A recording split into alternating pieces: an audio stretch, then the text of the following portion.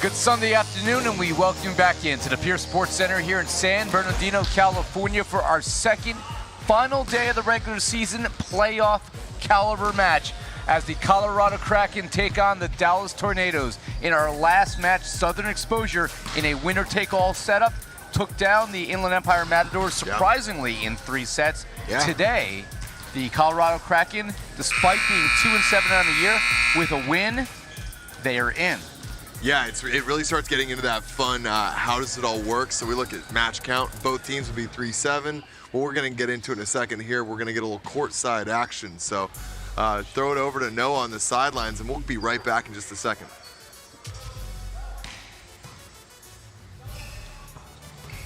I mean, it is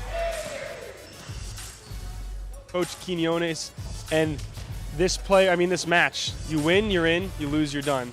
What did you tell your team? Play our game. You know, it's just another game. We know what's on the line, but as long as we can control our emotions and just play ball, we're fine. This is a Kraken team that have low lows and high highs. How do you make sure to manage that? Again, it's just playing our game. We control our side of the court and just let them do what they have to do. But you know, if we control our side, we should be fine. Is there any different mentality that you'd bring into this game versus another regular season game? Yes. I mean, like you said, it's win or, so you come up with that mentality, but you try not to think about it too much and just try to play it out, How confident are you in your squad? I'm pretty confident. Let's just take care of business and then go home. They're going to take care of business. You heard it here first from Coach Quinones. I'll let him get back to his warm-up with his Dallas Tornadoes, but for now I'll send it back to Ira and Nick. Guys? Thank you, Noah, and he's Nick England. I'm Ira Thor, and as we mentioned, the winner of this moves on. The loser goes home. The Tornadoes have lost 4 in a row. They are 3-6 on the year. They started 3-2, so they are clearly going in the wrong direction, despite the fact that Felix Chapman is putting up just astronomical numbers offensively. Yeah. The Kraken, they started the year 2-2. They since have lost 5 in a row. So either of these teams, should they make the postseason, their stay there may be short, but whoever wins this will make their first ever postseason appearance. The Kraken clearly as a debut season this year as an expansion franchise. Dallas was an expansion team last year, so nobody has gotten to the promised land just yet. Yeah, and to contextualize that a little bit, so Tornadoes sitting on a three wins right now. On the side of the Kraken, they've got only 2. Matadors 3 as well. So if the Kraken win here, it will be a 3-way tie with 3 wins apiece. The next tiebreaker we go to is FIVB points. The way those work, we haven't talked about it as much this year. It's kind of been on the back seat a little bit. But the way that works is if you win a match in 3 or 4 sets, you earn 3 points. If you win in 5, you get 2 points. And if you lose in 5, you get 1. A loss in 3 or 4 is, of course, worth none. So as a result, if they're all equal on record, sitting then at 3-7 with a Kraken win, we then look at points. Matadors sitting at 7 points. That would put Kraken at either 11 or 12, depending on how they won. But Tornadoes would be sitting at 9, securing and confirming Kraken get that bid. On the other side, if Tornadoes win here, they just simply get 4 wins on their record. No more tiebreakers required. They get the ticket. So Matadors are confirmed eliminated. There was a couple spicy little interchanges that could happen if they won that in 5 against Exposure, but that was not to be. So this is the last match of the day that's really going to have an impact here. And what's interesting here is how Colorado has helped save their season and given them a chance on the last day of the regular season because of how they had played so competitively in their losses. As we look at the record on the year, they picked up 1 point in a loss to the Stingers in their first ever match as a franchise on April 8th. That was in 5. And then on May 30th, they lost to Ramblers in 5. That giving Las Vegas a huge scare along the way. And then June 18th, ironically, losing to the Matadors, which started the Matadors' late season push to the playoffs in 5. So they picked up 3 points right there, plus 3 points in each of their wins against the Sasquatch and Southern Exposure. Southern Exposure, ironically, punching their ticket earlier today. And because of that, well, Kraken, despite being 2-7, they're playing a meaningful match on their last regular season day of the year. The final match today won't mean nearly as much. That will be, well, more for pride as Chicago takes on the LA Blaze. But it's a pleasure to bring you a match that means everything for both of these teams. And we look at these lineups today. Only one change for the Dallas Tornadoes from yesterday, and that will be Michael Quinones, who's going to get the start at setter. We talked about the morning show. Felix Chapman has taken over matches this year. Do you think he's going to need to be that guy again, or is somebody else on the Tornadoes going to be able to step up and contribute? Well, I think it's a couple pieces I'm looking at. So Michael Quinones has not been here throughout the season, but he was the only setter they brought here this weekend. So they got to develop a little bit of chemistry yesterday in that performance. They look good. But the thing I'm looking at is Peter Knoll has been kind of that second piece. And so you don't stop Felix Chapman. You hope to slow him down. You know, like he got 36 points against Southern Exposure, setting that NVA record with how many kills. The next day, I was getting to play against him on the Ramblers. He still put up, I think, 20 or 22. He had a solo block of Felix Chapman. I got him. But he had 20 or 22 points. But that's what we needed to do, is we needed to get him back down into more human numbers. And so I think that's what you're not trying to stop him, because if you are, you've got unrealistic expectations, to be frank. But Peter Knoll yesterday was taking over some sets by himself, and that's kind of the 1-2 punch. Also, a lot of eyes on the guy in gray. Sam Schuldenberg, back row, has been a stellar contributor. So definitely looking for that. And of course, the rest of the pieces have been doing a nice job. Grosh, Opurum, guys like that. But that's where my eyes are. But when I look over at the Kraken, there's some interesting ones here. So there was a little bit of a mishap yesterday that the team wasn't too aware of. But Trenton Lance, the 19-year-old number 7, hurt his ankle with a collision with JJ Rosa. I asked him just before the match, how we feeling? And he said, well, my ankle's still attached. But there was not a lot of confidence that he was feeling great. And in the absence of Alvaro Hidalgo, little bit of a question here on what we're going to see as the answer here. Well, we talked about making more human numbers from Chapman. He did not have human numbers in a loss to the Stingers in 4 sets on Friday. 30 kills officially, the second time this year that he has had at least 30 kills in a match. 30 kills by itself would be an all-time NVA record. And I said in the morning show today, I could expect 32 kills today from Felix Chapman. Meanwhile, does Rowdy Martin get the start today at setter, or will it be Amori Miranda at setter for Colorado? So it's one of those things that when I look at the setter, I think it's a big question. Amari has the better hands, the better system, but the blocking, the physicality, things like that from Rowdy Martin, I think are the X factor. So I would start with Rowdy to try and slow this team down and see if he's able to run a good enough system to get your hitters involved. This one's a little bit of a dicey, situation. We'll see what the team opts for. He's out there right now. So that's going to be, a good solution, I think, and we'll see how it unfolds. But Amari, definitely a good solution off the bench here as well. On the court for the Kraken, Liam Jenkinson's on the right side, number 5. Trenton Lance will be the outside one, wearing number 7. As you can see the teams shake hands at the net. Zachary Halb is going to get the start at the middle 1, wearing number 21. Middle 2 is Matt Gaynor, wearing number 20. Rowdy Martin is out there at setter with the hair that you can see from outer space. He wears number 2.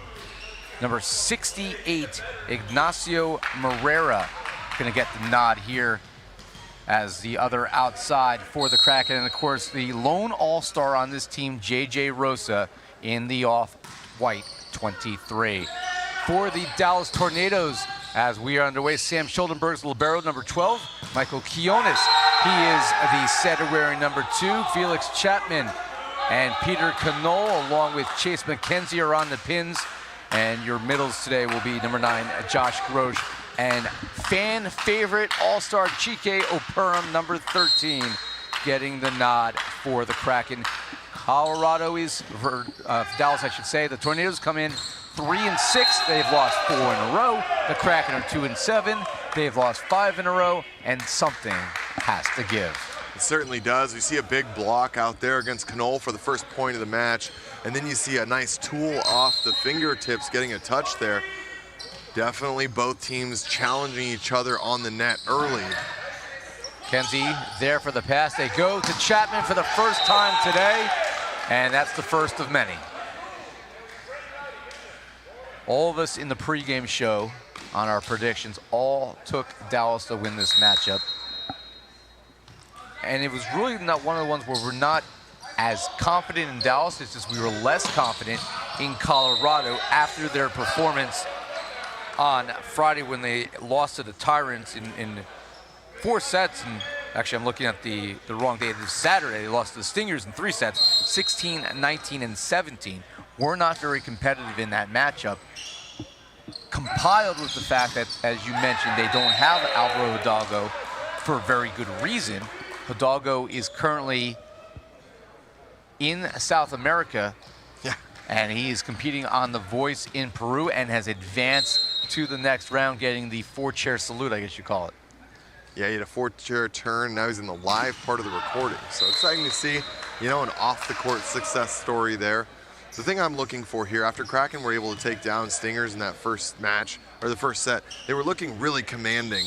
But after that, they kind of fell asleep at the wheel. And so it'll be a challenge to see if they're able to get back to that one here.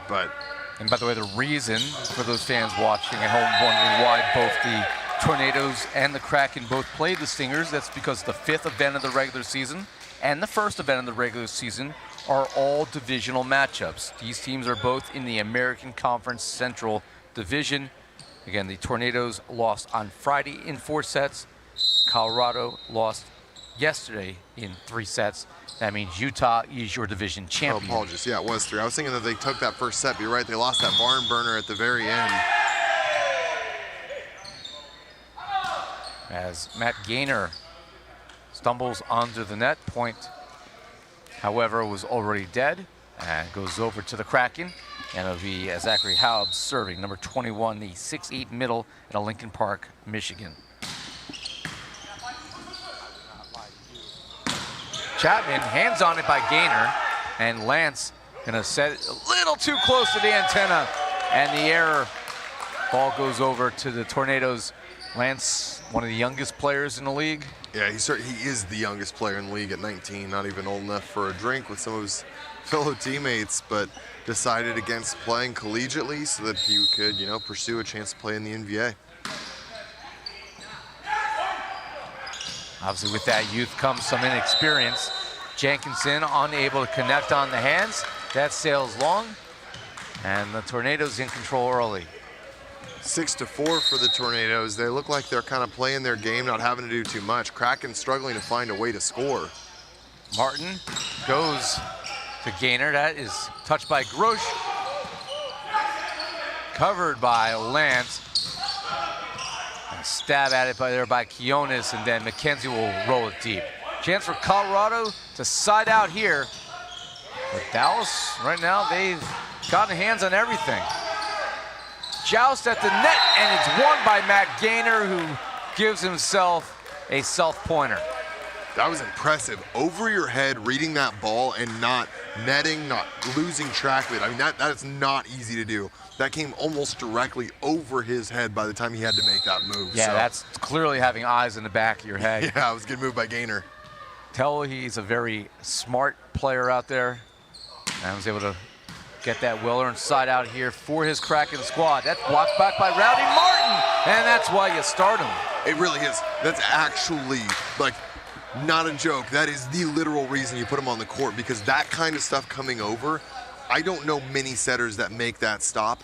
It's not necessarily the most normal thing that you would see. It's not the most volleyball straightforward, but reach back, throws it back over the net, catches people sleeping a bit. He's a weapon. Yeah. Plain and simple. Cross court by Felix Chapman. He misfires his first error. And all of a sudden, you know, this is one of the things I spent the match before this chatting with Liam on the side as we watched the exposure match, and we were just talking a lot about what he expected to see here. And his big thing was, we need to get to a point that we're not making errors, but that we can have strategic conversations. So let's limit those errors, because that littered our performance yesterday. Unfortunately, he himself has already had a couple here today. They've got to get that dialed back in. But when they're not making those errors, this Kraken team is a team to be afraid of. Problem is they haven't been a team to be afraid of since the Memorial Day weekend event. That was event number 3. Felix Chapman, somebody to always be afraid of, as he serves, and Gaynor misfires wide. Set was a little low there. Gainer trying to catch up to it and cut it back. That one looks like it needs to just get, another ball length higher.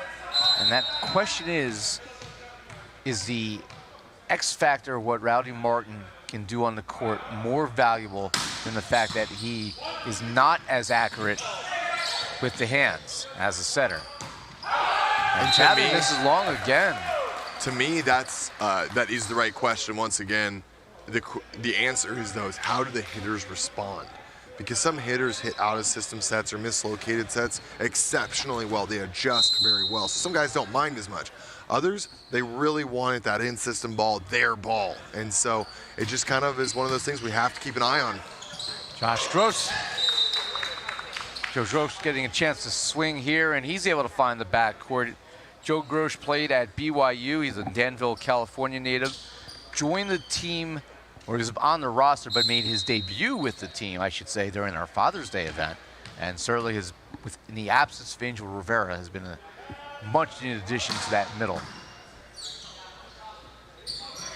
Martin sets up Trenton Lance for the blast.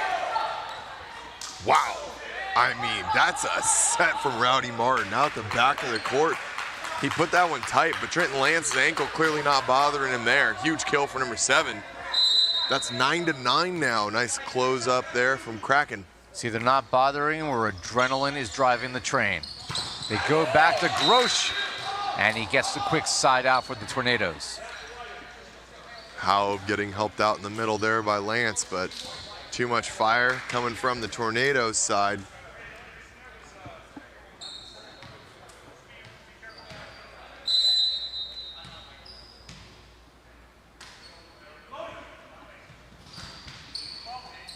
That one gets away. Rosa's there to clean it up. And Lance, Quinones was a little bit early there, and Lance able to tool him out of play. That was a heads-up play. Full swing from Lance.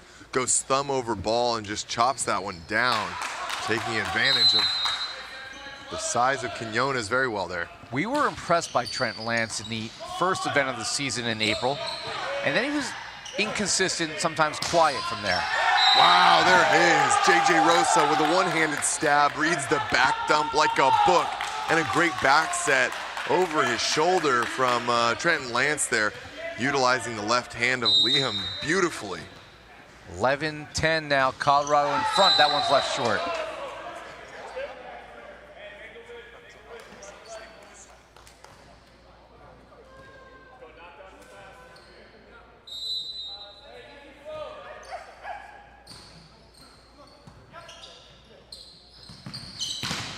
Trenton Lance, that is stabbed at by Rowdy Martin on defense, and Jenkinson with the roll. Covered by Quinones. Here's Canole with the bomb. Peter Canole's first kill of the afternoon. And a side out, Dallas back in front by 1.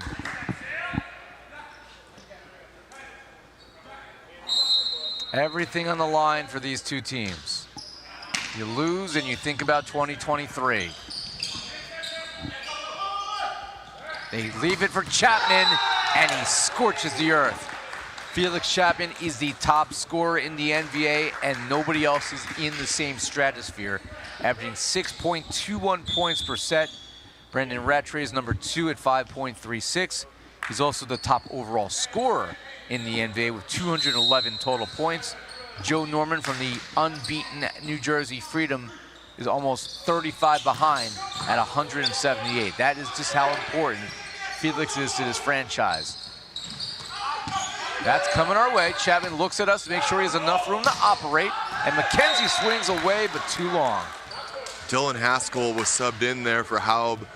Haskell, one of the top blocking middles in the league. I believe he's a top 4, top 5 kill block leader. So I personally thought he should be starting in this lineup, but I'm glad that they weren't afraid to wait too long. You're seeing Chapman get some kills. You definitely don't want to get him warmed up too fast. So good adjustment from the Kraken. See what it does for him here.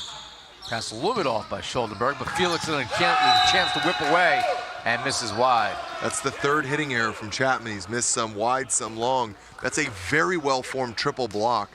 Chapman, one of those guys that he definitely knows how to attack and challenge a block, but is this a case of Felix trying to do too much too early? Maybe, but I think he's just wanting to get the swings under his belt, get warmed up, and he'll go from there. That is missed wide by Lance. One thing we did forget to mention in the open, as Ignacio Moreira got to start today, he was replacing Raul Patel, who got to start in yesterday's match at the OH1 spot. Patel was not very effective yesterday, however. Haskell, however, is, and he puts that away for the Colorado kill. Wasting no time. The first time, that first rotation he was in, there was a couple 50-50 balls. He was trying to just return with some quick throws in there, but love to see him getting a swing early. Kraken at 14 apiece. They've done a nice job. They've given up a couple runs here and there, but they are definitely fighting back and responding well. I'd love to see them now kind of convert that to their own 2-point lead. Haskell serving, he left it short. So 15-14. Well, we expect this to be a bit of a nail biter. Kind of expected the same thing in our previous match. Didn't turn out that way. It was all Southern exposure all day. Yeah, they were looking good. They're starting a little late season resurgence. Would love to have seen it a little earlier, but take what you can get. That one's off the tape. Martin the back set. Jenkinson, he misses long. And the Tornadoes go to our technical timeout with a 16-14 lead, unless this is challenged. Do they think there was a net? J.J. Rosso waves it off. Leadership from the all-star Libero. Dallas leading 16-14. More to come after this timeout.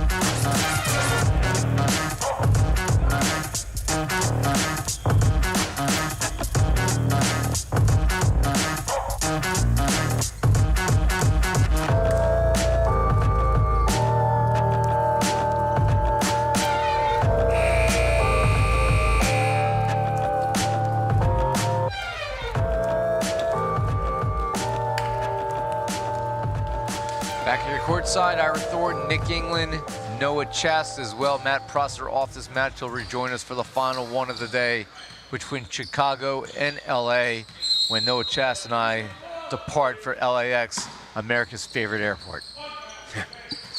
As we are quickly back underway, and Matt Gaynor with the winner. Gaynor is still looking for swings above his shoulder line. He lands with a kill, celebrating it, but telling Rowdy, my guy, get me up higher, please. You love LAX, don't you, Nick? Oh, God. Yeah, I feel the same. Here's McKenzie swinging away off the hands. Collected by Colorado, and Gaynor 2 in a row, able to slip it past Grosh. And that's the kind of play that, Rowdy pulled a big block there, threaded it to Gaynor, and the set was more or less a complete miss on location, but Gaynor working hard and okay not getting a flashy kill. But that's Kraken volleyball at times. Earn the point, don't care how it looks. Chapman able to rip that one past Moreira. That's his 4th kill. However, the hitting percentage, as Nick pointed out a moment ago, not great right now. Yeah, a couple errors. I think Liam's got 3. I think Chapman's got 3. So both these guys got to start cleaning that up a bit. Chapman can't collect that one. That's a 3rd kill in the last 4 points for Gaynor, who is heating up. The middles on the Colorado Kraken are some unsung heroes. There's a lot of advantage to be utilized there. There's some very flashy middles in the league, so maybe these two aren't talked about as much, but they've got to be part of your offense. Grosh too long. And you saw the reaction from Quinones. He couldn't believe that Grosh didn't finish it. And there it is. There's a 1-point lead. Kraken continuing to answer back. Their block looking pretty well formed right now, forcing some hitting errors. So something to keep an eye on how it will unfold as this one goes. Chapman swinging away, stabbed by Jenkinson, but couldn't be saved. And that's kill number 5 for the big man.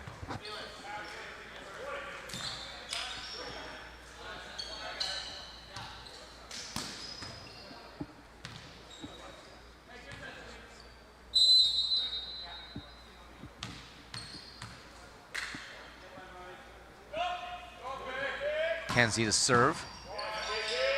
Pass by Rosa. Gainer. Schuldenberg will be able to shoulder that one as this is dumped over. Martin goes back to Trenton Lance, and he sticks it through the block. Another kill for the youngster.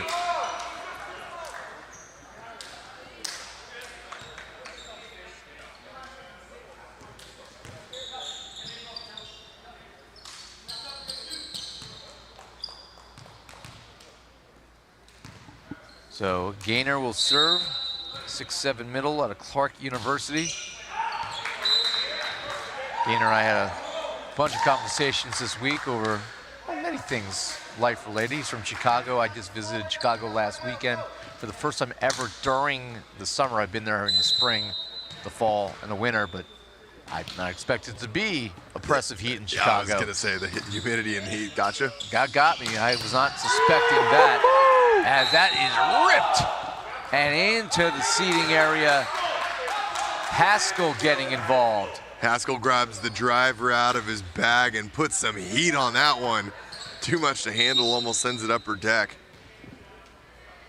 Martin, your server. We go back to Chapman, down the line. Rosa was there. Lance with the roll. And that will fall in, and Colorado up by 2. Wow. You know, that's one of those things. There wasn't a lot of tempo on that set from Rowdy Martin, given a very high dig from Rosa, but the approach line from Trenton determined that Tornadoes had to put up a big block. He read it brilliantly, and that roll over the top is so well disguised. And on the back of it now, a triple block move. Then get another point with Tornadoes having a hitting error from Knoll on the outside. But a timeout here. This one looks like Kraken might steal one away, but you're going to have to stick around and come right back after this timeout break.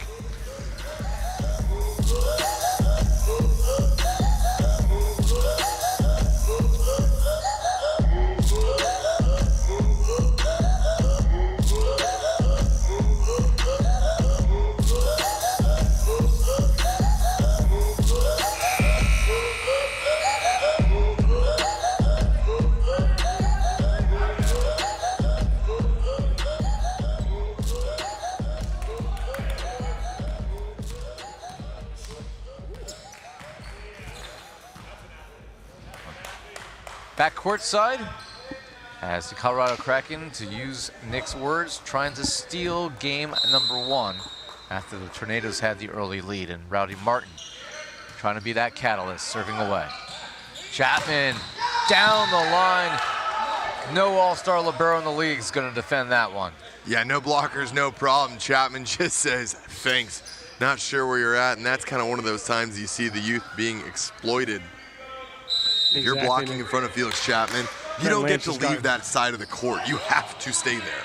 He got caught up in the middle of the court, and even Dylan Haskell was telling him, dude, you got to move over. That's Felix Chapman over there, okay? Trenton Lance with another kill as he continues to exceed expectations. Yeah, it was interesting. That was another part. Well, I'll get into it in a little bit. Some of the conversations that I liked about the leadership of a Kraken squad that does not have any designated coach here this weekend. So number 7, Trenton Lance. Server, Quiones goes back this time to Knoll, cross court, buries it in the middle.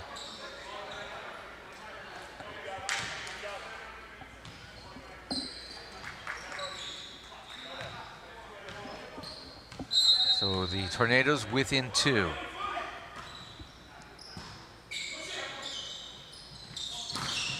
And that is stuck through by Ignacio Moreira. I believe he's our only Argentinian in the NVA. I believe you're correct. I can't think of any others.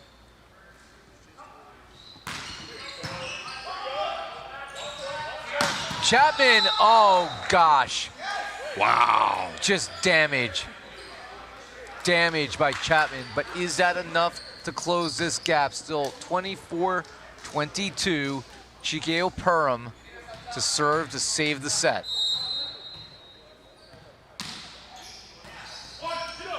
On set point, reach out and stuff someone. Chapman and Grosh. And now set point again.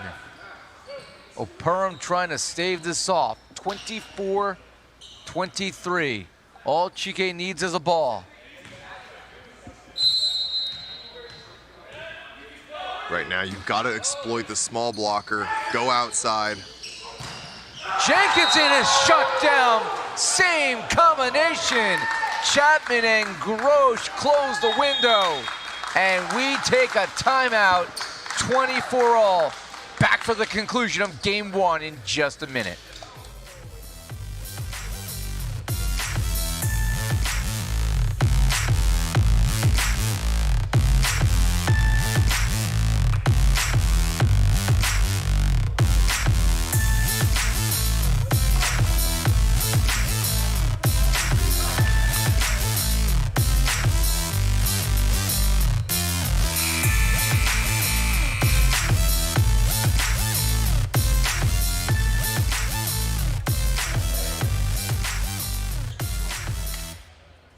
Back here courtside, Nick, that set selection by Rowdy Martin there, maybe something to call into question. Yeah, I mean, Chapman read it like a book. He knew that the backside was going to be the option there. He did a blocking switch with McKenzie, and Rowdy Martin didn't see it, but you've got to.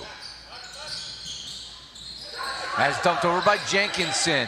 Grosh has the desperate one, and Chase McKenzie swinging away. Poked over by Gaynor. Here's Chapman. Who else do you want here?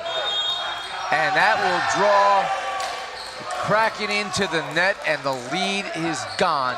And now the Dallas Tornadoes have set point, trying to steal it right back. A little bit of a blocking switch occurred in the middle due to kind of where players ended up, so Nacho finding himself in the middle of the court. Perham, this is the 5th time in a row he has served, trying to win the set.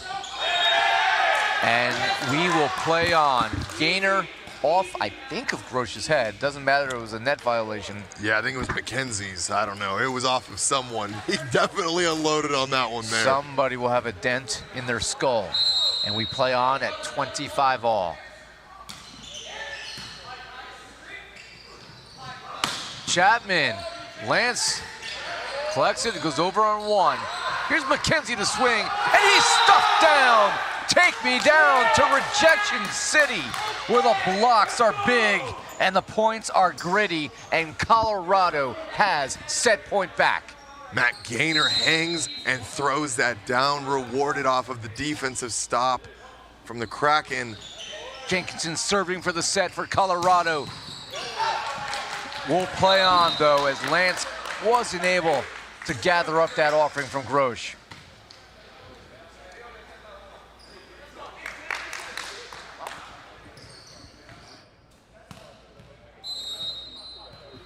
26-26, Chapman, your server.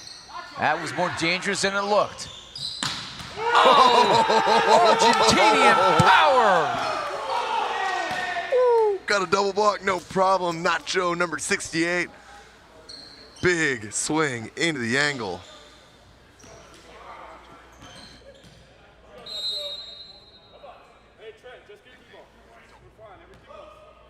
So Nacho Morera to serve for the set, 27-26. Oh. But same thing, Grosh with a big kill in the middle to extend this as we go deeper into extra points.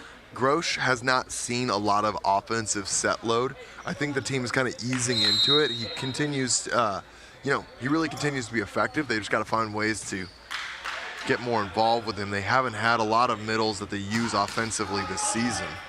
Rozo's there for it. Here's Trenton Lance. Sam Schuldenberg plays the D. Now Colorado, Gaynor with a useful spot. He sees Schuldenberg pinched in just a bit and rips it on the right side. Matt Gaynor is absolutely having a match right now. contributing on the block side of the ball as well as the offensive, and forces a timeout here once again at they're 1 point ahead, which means set point for them. We're going to be right back after this timeout.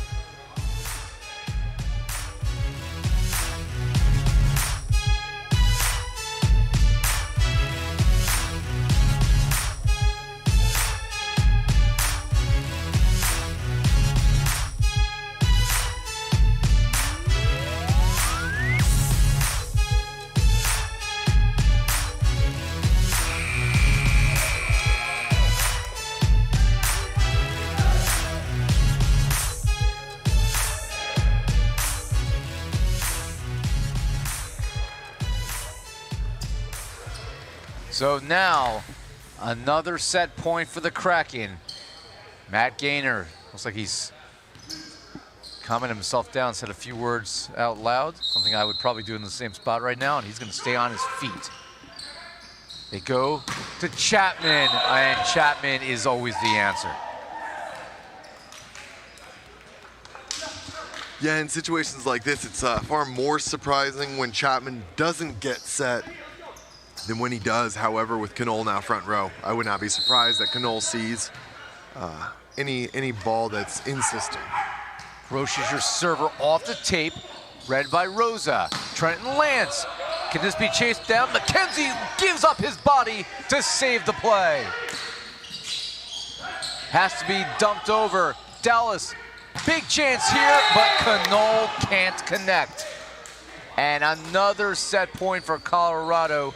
3, 4, 5, I think this is their 6th or 7th set point opportunity. They led 24-21, and then 3 here in extra points. So will this be the charm as Rowdy Martin serves? And he lands the ace to end it. Knoll didn't read it well, and 30-28. Wow, what an opening set. The Colorado Kraken have a 1-0 lead as they look to stun everyone and make the postseason. More to come in a minute.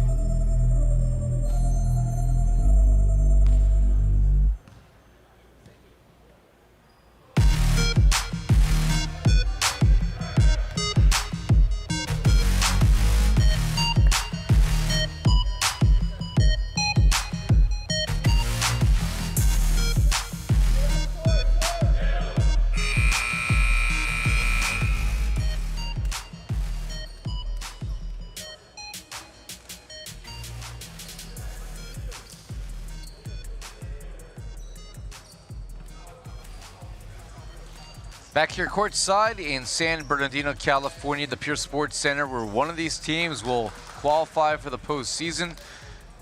Surprisingly, the Colorado Kraken right now are that team in front as they win game one 30-28. The Tornadoes pass at an 83% rate, but the Kraken were at 79%. So what that says is, well, both these teams are certainly passing well in reception, but not translating that to a lot of scoring. Other than Felix Chapman, who's got 8 kills so far on 15 swings. You look down the box score, Nick, and I got some concerns. Peter Knoll, 3 kills, but he's got 2 errors, and he needs to pick things up. He certainly does. That's why you have Rowdy Martin out there going one-on-one fearlessly with Chapman on that joust. Here's Knoll. Reach out and stuff someone. Get rowdy. Get crazy. Ooh, get pink hair. Man, what a block move back-to-back. One-arm Statue of Liberty extension to slow down Chapman, and then he gets the block on Knoll. And Colorado right now just looks like the team with the energy. Rosa runs it down. Martin to Lancer in the back row, the power, but is collected. And this will be saved by the Kraken off of the joust. And then a return fire block from Knoll. One stat that I think paints an interesting picture. I love that you talked about the reception there. One I want to look at is serves. 0 errors but 0 aces from the Tornadoes. 6 errors, 1 ace from Kraken. 6-1 is a terrible service line. So the fact that they still won that, absolutely impressive. But what it also means is it kind of warrants why both of these teams' reception is so high. It tells me that serves are going off pretty easy. Both these teams could maybe, well, Tornadoes could stand to increase the pressure a bit, but on the side of the Kraken, maybe try to reduce some of those errors. Great save by Knoll. Chapman goes a long way to save it, and free ball nice and high so everyone can reset. But ultimately, it doesn't matter. Dylan Haskell with the finish. I love that we're seeing middle set after middle set. There was a little bit of mislocation early on, but Rowdy doesn't care. He's going to keep forcing that in there. He's going to find Haskell. He's going to find Gaynor, and it's working brilliantly. Chapman with the roll on a sharp angle, but cannot connect. Another error for Chapman. That's his 4th, and it's 3-2. Matt Gaynor's got 5 kills. Trenton Lance, 6 kills, no errors, hasn't been blocked. Hitting over 500 from the outside. Impressive. Oh. Haskell against O'Perrin with the block, and then Chapman cleans up that sharpness and got it this time. That's the one he wanted last time. Yeah, you're dead on there. Just sneaks that one by the block. Haskell almost all over that.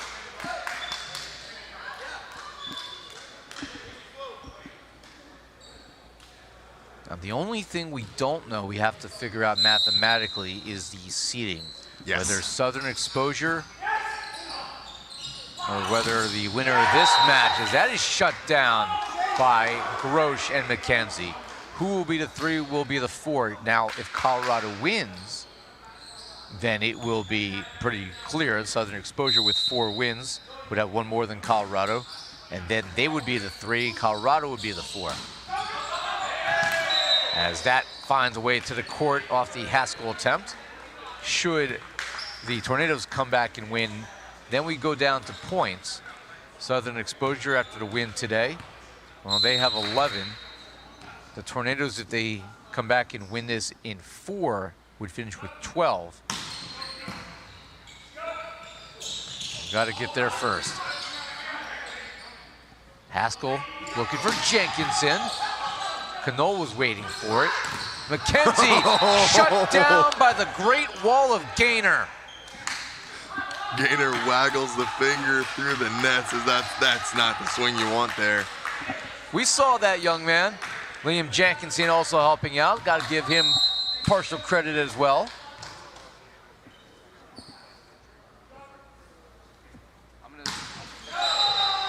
Now, Gaynor, obviously one of the more interesting personalities on the Colorado Kraken side, but I know Noah Chess has had a lot of opportunities to talk with Matt, and well, Noah, what you got? Well, he's still getting big swings and big blocks like that, but he's actually fighting a shoulder injury. Earlier in that first set, there was a ball that landed short in front of him, and he went to dive for it and kind of just fell on top of his right shoulder. And he said it's been bothering him all match, but he's just playing through it. Well, we talked about the serving. Felix Chapman is one who can rip it. Came over on one, and this allowed Joe Grosh and company to get on the scoreboard, now in front 6-5. It's a fun match, Nick. It's a great one so far. 5-5 here. Or sorry, 6-5. That's a 1-point lead for the Tornadoes. The Southern Exposure Matador match didn't live up to the hype. Southern Exposure absolutely dominated that one as the Matadors took an exit from the 2022 season. Now, a quick other thing to note here when we're talking about errors in terms of performance, there's been 6 hitting errors, 4 unforced, 2 getting blocked from the Kraken. 4 of those from Jenkinson on the right side. He does not have the kills to warrant those hitting errors, in my opinion, right now. So sometimes you'll let your right sides tend to be someone that you just give them free rein, green light, hit away. You're going to make some errors, kind of like Chapman. He's made those errors, but he's also scored a ton of points. That's what happens with a heavy set load. Right now, Kraken is very fortunate that the rest of the hitters are not making errors at all, except for one there from Matt Gaynor, who's also still hitting at 500. So the rest of the guys playing virtually perfect offensively, something we've got to keep an eye on. What's also something we should note is that is left well short. The first misfire today from Trent Lance. Chapman is basically doing as well his top 2 pieces that started the year. We don't have a Steven Roschitz, and we do not have Angel Rivera, who started the year, the Puerto Rican, who is so effective in the middle in the first few events, has not been able to be with the team since. McKenzie's come in, Grosh has come in, obviously more responsibility for Peter Knoll, who still is making somewhat of a adjustment to the indoor game after so much success outdoors. That's collected by McKenzie. Knoll with a power tip, but Nacho there for some snacks. Here's Knoll again. Rowdy Martin this time couldn't keep it between the lines. Wow, Rowdy Martin once again making the big move. That was pretty funny though, that high ball forced early on in the rally. Gaynor basically just happened to take a swing at just a chaos high ball on net into a triple.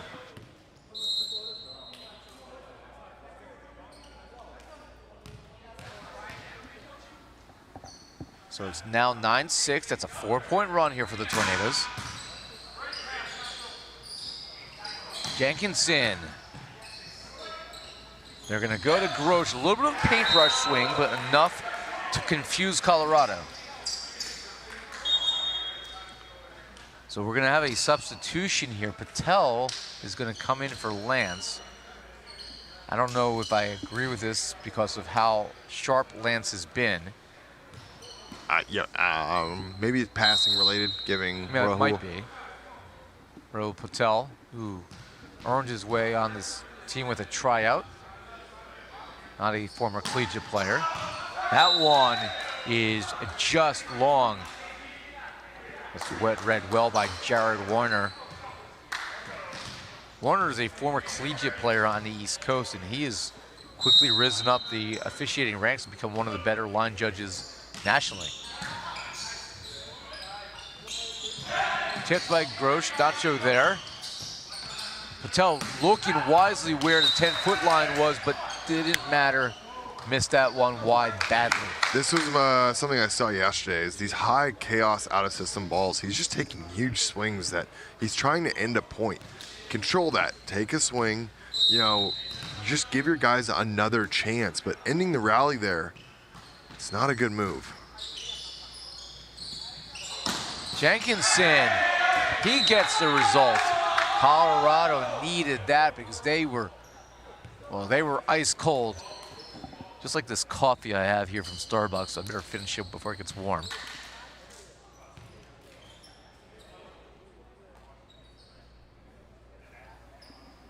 It's still kind of cold, Noah.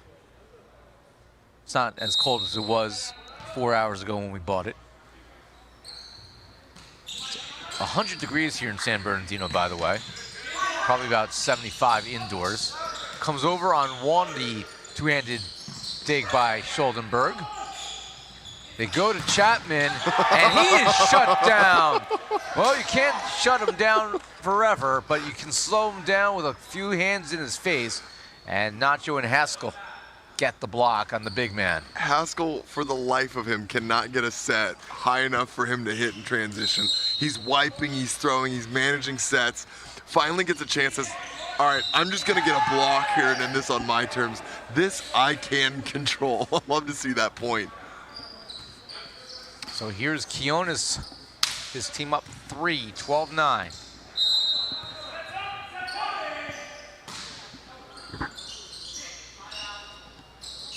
Patel with the tip. That clips off the ceiling and a little bit out of control. Chapman couldn't save that one. Bad set off the bad first touch. I still think Patel can do more, but I like that he managed that swing. I'm glad that he gave that one a chance. There's still, I think, some more accuracy that he can throw with that, but got the team out of system. So good adjustment. I like that he didn't repeat another mistake. Knoll, sharp angle. I don't know how Rowdy got there, but he did to save it. And this time, Knoll slips it through. What a read by Rowdy Martin. That was impressive. I like the in-system adjustment. Knoll going to a quick back set. Back one there and changing it up. Getting rewarded for it. Rowdy goes to Haskell. Perham blocks back, joust between those two. Chapman changing direction with the roll.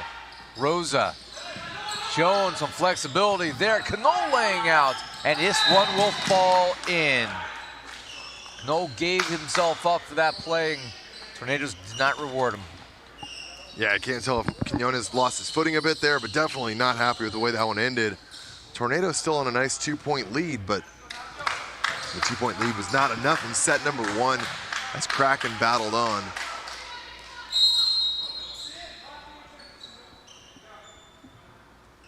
Nacho, your server.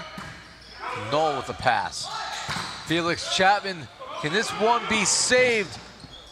Not quite. Nacho ran through the bench, nearly out of the building. Just couldn't get it into the middle of the court for his team to put it over. Kraken definitely seeing every rally out here. Tornado's getting some pretty solid digs themselves. Love to see these long rallies exchanged back and forth. Off the tape, Patel was there to read it. Haskell swinging away. This will come over. Ow, and then Haskell misses it long. He thinks there was a touch. Signaled for it right away. Do they choose to challenge it? Haskell looked at the sideline and said, no, we live with this. And the bench asking Dylan, how confident are you in that? And he shook him off, said, no, just let it go. I thought I saw a net, but maybe he's still moving from... Nearly over on one, and then Dallas with the net infraction. Not a net infraction, over. Their ball was still on the side of the Kraken. Rowdy Martin doing a fantastic job of getting himself between the Tornadoes and that ball. Well, theoretically, it's still a net infraction. You're not allowed to come over the net when the ball is still on the other side. Sure. Basically, go to your room, young man. Not allowed to do that. Knoll, how did that touch something? Yeah, it caught the air duct just over the 3-meter line on the side of the Kraken. Slight deflection. It was kind of hard to see. I was watching that one off Knoll to see if it would land on the court without flipping anything in the ceiling. So, good eyes by you, Mr. England. Gross block back by Gaynor. Chapman, Martin lays out with one hand to scoop it up. And Patel blocked back. They will go here to Nacho. That comes over off the scrappy play. Patel, reach out and stuffs on one, triple. Grosh teaming up there with Chapman and McKenzie to take us to a tactical timeout. 16-13, Dallas looking to tie when we come back.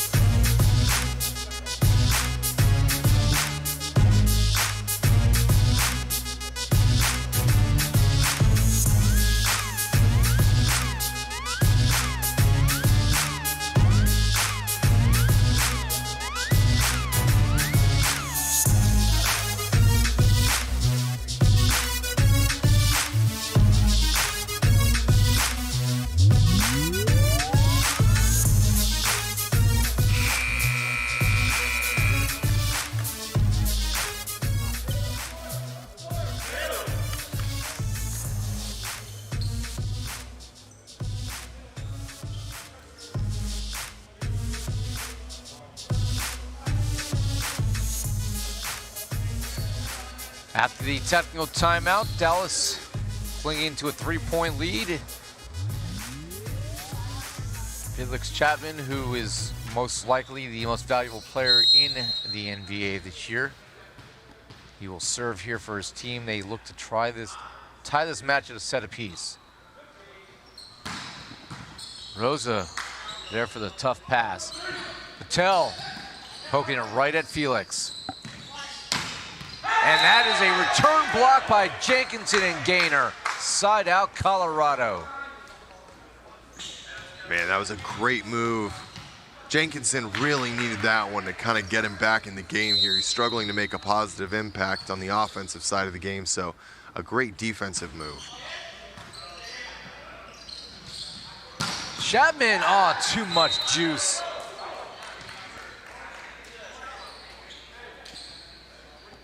So a 17-14 lead for Chase McKenzie. 6'3" outside, who's native of Studio City, California. Attended University of Texas. Hook'em Horns.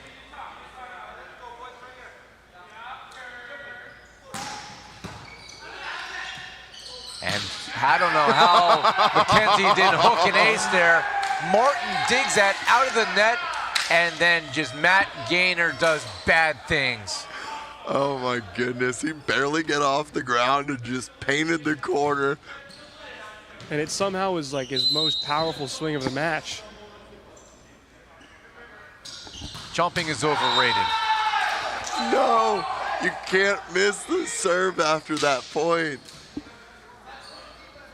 They do, and Raul with his brand new handlebar mustache. He's got the look, but serve didn't cooperate. 3-point lead for the Tornadoes, and the Tornadoes give it right back. But this is why you build a 3-point lead. The Dallas Taking the Tornadoes. serves? Well, you know, it just gives you space to keep hitting serves and to play your game and to make the swings. But to me, that is the most frustrating thing, is when you get a great point and then you give it right back with a terrible serve. Give yourself a chance. Well, not much of a chance when Felix does that to you. Nope. Nice D-ball route from the right side. He's well into double figures in kills already, and we're not even through game 2. May not quite get to the 32 that I predicted, but he's going to be in the 20s if they have a shot today. And he's also part of a block here. The pair of all-stars, he and Opurum, with the block. And the Colorado Kraken, well, they are going to be calling a timeout here. Justin Hertline managing the team this weekend. We'll talk this over. Back for more when we come back.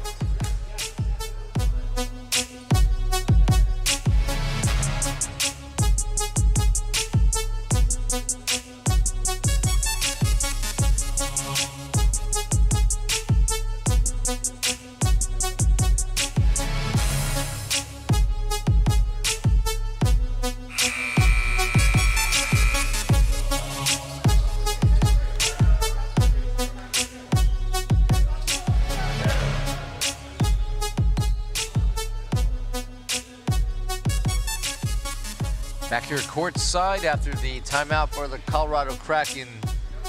Will this be enough to ice Kionis, the server? Dallas up 20-16 after the Colorado Kraken stole set 1, 30-28. You know, it might be, and this is where we're seeing a little bit more of an even-keeled Tornadoes doing a nice job just seeing the rallies through. McKenzie reads that attack by Haskell. Here's Chapman again, and there's just no answer when he has that much space to swing. This is the difference in the right side that I was talking about. You were seeing the errors from Jenkinson, but then it was turning into positive points. Unfortunately for the side of Felix Chapman, not the case. Substitution here for the Colorado Kraken.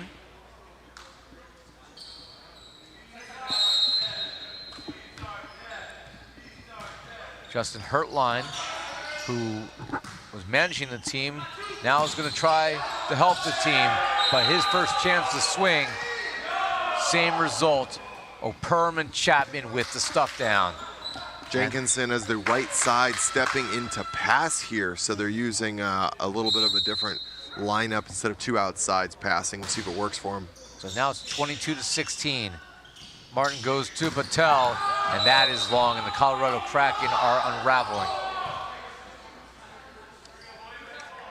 Pardon the pun, the cracks in the Kraken are enormous right now. Yep. Struggling to find a way to score points, and they're forcing errors. Well, that's one way. Rowdy Martin swinging. That goes back over on one. Haskell with the send back.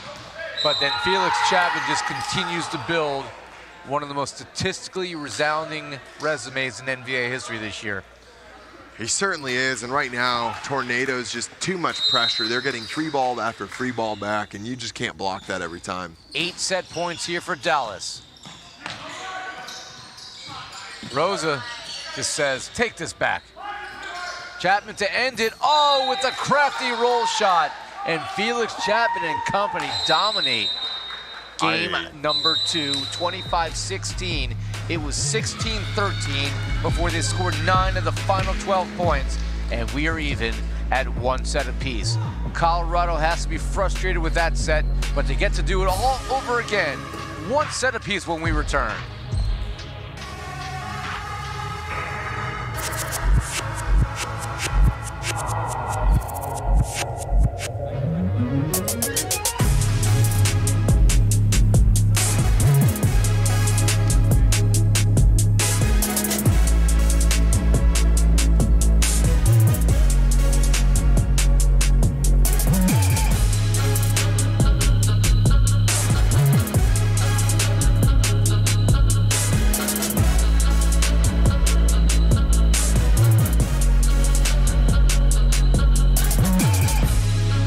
JJ Rosa had to go and take a lap frustrated at the end of that set. So a lot of emotional maturity questions for this Colorado Kraken team, and we have to see if they can overcome it in order to overcome this deficit and take a lead in this game.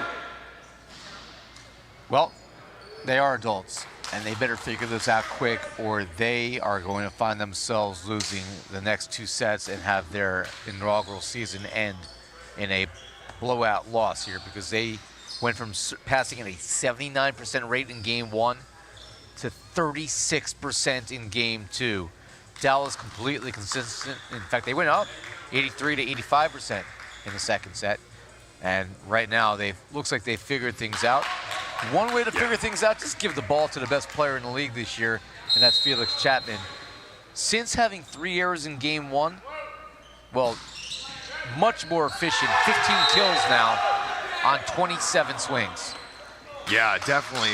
You know, and that's what we were talking about a little bit. He just has to get some gas in the engine. That's pretty normal from what we've seen. Sometimes he starts a little slow, kind of getting things adjusted, and then the Felix show absolutely rolls on. And a show it is. Martin scored the first point for the Kraken.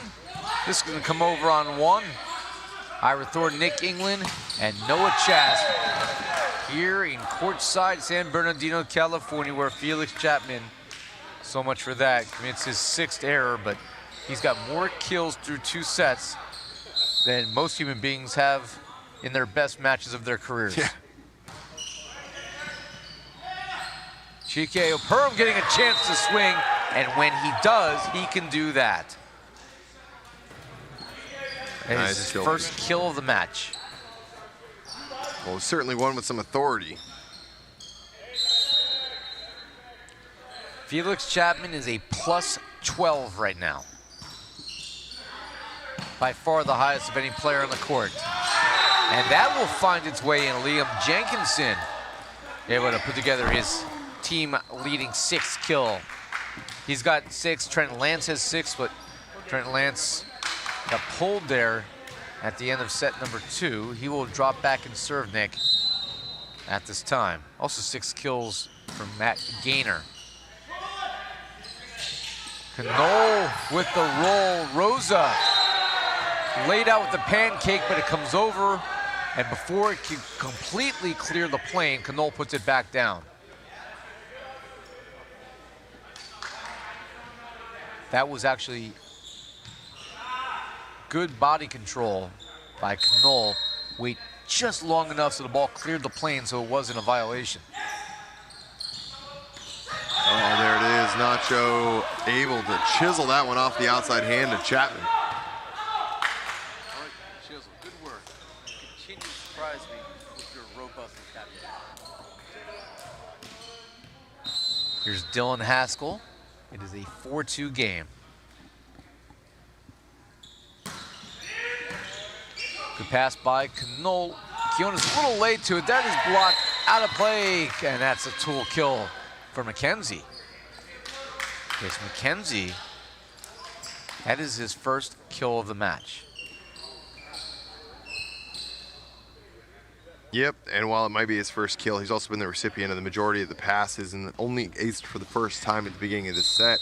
He's passed 15 balls otherwise at a 93% positive reception rate, so he is there to pass well, not to be a hitter. But right there, exposed by Matt Gaynor with a big brain dump over the top, shuffling it down number 20's chest. And Matt Gaynor continues to just be a cerebral middle. Much like a Tom Burrell. Just effective. They go to Nacho, and he's able to clip the hands for the kill. I like a bit of the fire we're seeing from Nacho right now. He's, you know, the swings that he's taking, I think, are a lot smarter. He's kind of cleaned it up. Maybe the set location's working a bit better for him. Whatever it is, his output looking nicer right now. Here's Felix Chapman, oh, putting a hole in the planet. Kill number 16. How high can he fly? My gosh. I mean, in between the second and third match today, I'm 6 foot, Noah Chastier is 5'10". We were in the weight room trying to test the limits of our vertical leap. We both got up to maybe that 10'2", 10'3". Felix Chapman could probably touch 13 feet if he wanted to. Oh my gosh. Wow, Nacho backpedaling, just lobs that one into the deep corner. Tornado scrambling. As Matt Prosser calls it, coffin corner, another victim. Possibly the exact opposite type of kill is what we saw Felix Chapman do, but it gets the job done. Hey, on the scoreboard, everything looks the exact same. A point is a point. 7-4, 3 points here. Kraken wasting no time. Talk about the vertical leaps. I mean, Chapman can get his hand at that top of that antenna. I mean, you look right there. This time, however, big jump, too much power, and that one sails out of play. His seventh error. It feels like we're back into set one here for Chapman. That's 2 hitting errors already this set. Colorado with an 8-4 lead. Knoll with the roll, and he misses that one. Colorado finds themselves now taking advantage of mistakes from the purple side of the court as the Dallas Tornadoes handing points to Colorado. Yeah, it's, you know, what's got to change here. It feels like they're, you know, a good pass I almost expect goes to the middle here for Grosh. And that one, Joe Grosh on cue. It's almost as if Nick has done this before. Yeah, what you're looking at there, and the reason why I say that is Chapman with 2 hitting errors. Obviously, Quinones is trying to give him a chance to breathe. You're not seeing an offensive production from McKenzie, and Knoll with an error there. It's pretty predictable that the only thing he's going to do, and if he can get that good pass, it's got to go to the middle. Otherwise, you know, it's got to go back to Chapman. So, good move. Got the point. Love to see it. Lance goes right after Felix Chapman. I don't love that idea. And Chapman makes him pay. Big blast from Felix. Kill number 17 and counting. Good point, by the way. Credit to Taryn Rodriguez in the chat. With this one now in the third set at 1-1, this breaks a streak of 7 consecutive matches between yesterday and today that had been 3-0 sweeps. All 4 regular scheduled matches yesterday. The American Conference sweeping the National Conference 3-0 in the All-Star game, although it was really 3.5. Or, yeah, I'd say 3.5 because that 33-31 game there went on forever. And then earlier today, the New Jersey Freedom became the first team in NVA history to go a perfect 10-0. They beat Seattle in an hour and 4 minutes, 12, 12, and 12. And then, of course, Southern Exposure, our first match prior to this.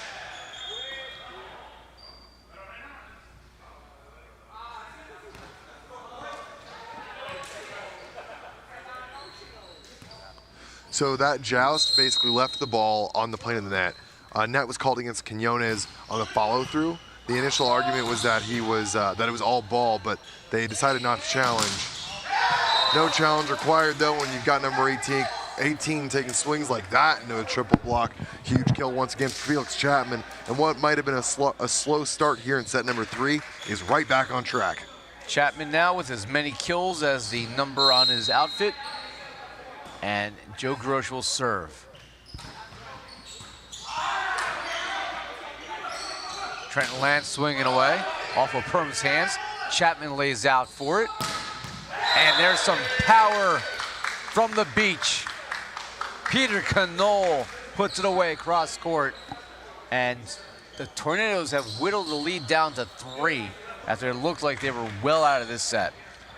Yeah, luckily that lead got developed early on, so they have plenty of time to continue battling back, but we'll see exactly what they're able to do with it here on Grosh's serves.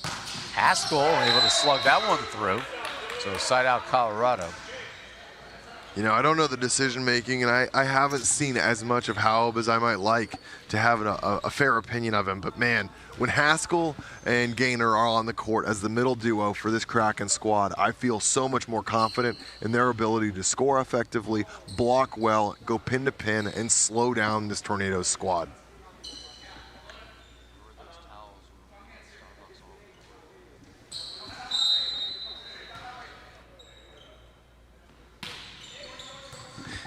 Cano with the pass. This time they go back to Peter, and that's 2 blitzes in a row as he puts it away from the outside.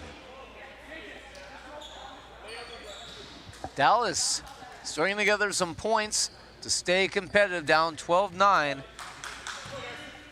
No need to panic if you're Colorado. You still got a 3-point lead. You just got to get a pass. That'll help. Trenton Lance. Schuldenberg can't run that one down. There's an argument here from Felix Chapman about potential, some kind of violation. So Trenton Lance took a big swing there, lands with his right foot across the underline. So basically they're looking for an under violation. The discussion I believe that's turning into is maybe impact on play. I'm not too sure. Hard to tell. It doesn't look like anything's going to come of it other than maybe Tornadoes getting upset. But we're back into play with Lance on a float serve. Yeah, I'm looking on the replay, and absolutely Lance was well under the net. Certainly looked like he would have interfered there with a potential blocker. And Peter Canole with the stuff down on Nacho. Yeah, that was missed. I'm looking at the replay, and that absolutely was a bad call. Well, got to play on, and it's tough when you're down points looking for everything to get back into the game. You hate to see it, but that's the name of the game sometimes. It's not reviewable either. Laying out for that one was Lance. Haskell finds the back corner. The middles are clockwork right now for Kraken. I've said it a couple times, but right now it doesn't feel like there's much stopping them in front of them from the side of the Tornadoes.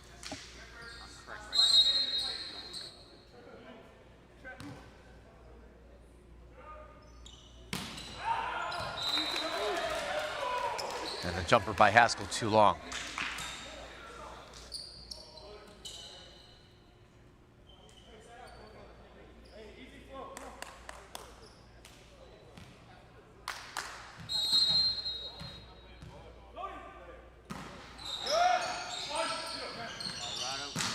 Colorado looking for Jenkinson to get more involved, but he cannot, and now the lead down to 2. So chip away. GKO Perm and the Dallas Tornadoes as we get closer to our technical timeout. Martin leaves it for the proud Chicagoan. Big blast there for Matt Gaynor. And he just struts himself like a peacock after a proud kill. Jenkins in, trying to add to what is a 3-point lead. Felix Chapman, he tools the block. Killed number 19 by my rough math. Chapman and Gaynor, a little eye contact through the net here. These guys are going at it. Big boy swings get some big boy reactions, but got to be careful poking the bear over there. I don't know if you want Felix Chapman too upset, especially when you're not the guy that has to deal with the serve receive if the serve's coming your way. Misses that one long, however, and at 16-13 Colorado, we head to our third set technical timeout. The winner of this one goes to the playoffs. The loser thinks about it for 8 more months. We'll be back for more.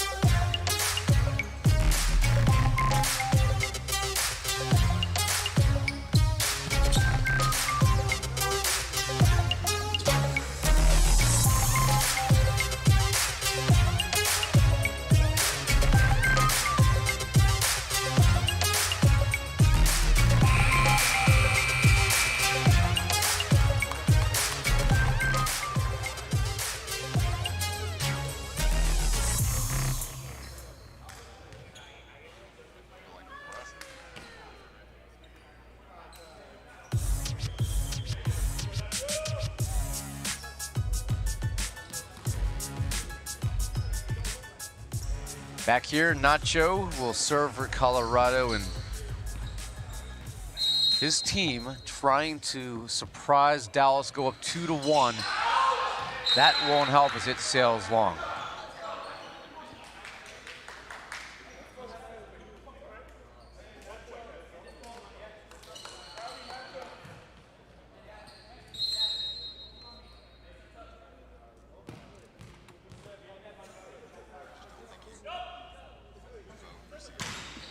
Kenzie with the serve for the Tornadoes. That's blocked back and he attacked by Lance. They go back, this time back row. Nacho swinging away and he's able to deliver. That's one of the first pipe attacks we've seen from the Kraken, at least in system. Rahul Patel hit a couple kind of out of system balls back there and they were not effective. So to see that as an in-system option there looked really good, effective, and we'll see if that's something to look to more. Yeah, you know, you're dead on there. I don't remember seeing another one with the exception of the desperation plays to Patel. 17-14 the score for Colorado, and you know, we look at what Felix Chapman has done today. Dallas did not make the playoffs last year in their inaugural season. Last year, 2 teams missed because there were 10 teams in the league. So the 2 bottom teams in each conference last year did not advance. This year, 8 of the 12, because we have 2 expansion teams with Seattle and Colorado, will make it to the next round. If I'm Felix Chapman and I'm not with Dallas, this team is 0-10 this year in my mind, Nick. I don't see anybody else out there that is going to push him to a win.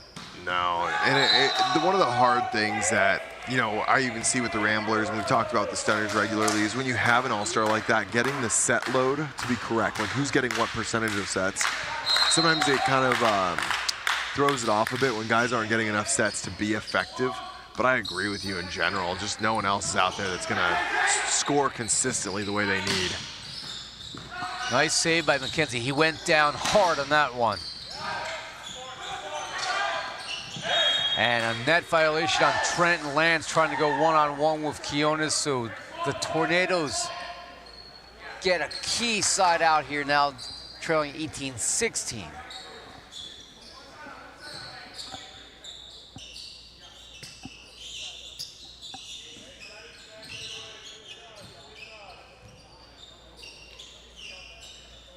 This is the final regular scheduled American Central Division matchup of the regular season. And just by happenstance, it means everything. As Colorado and Dallas, the winner moves on to the playoffs, the loser does not. Meaningful volleyball at the end of the regular season, and Peter Knoll eats that one for breakfast. Right now, both these teams just struggling to, or not both these teams, just that's 2 in a row for Kraken. They just got to keep that ball off the net. They didn't even get a chance because those balls are way too tight. Just put it in a place so you can take a swing. Rowdy finds Haskell for the kill. And that gives Colorado more of a cushion now. 19-17, it was a 1-point set. Colorado's led by as much as 4 in this game, after getting blown out in game 2. Well, it's important to have that short memory, and Colorado certainly has.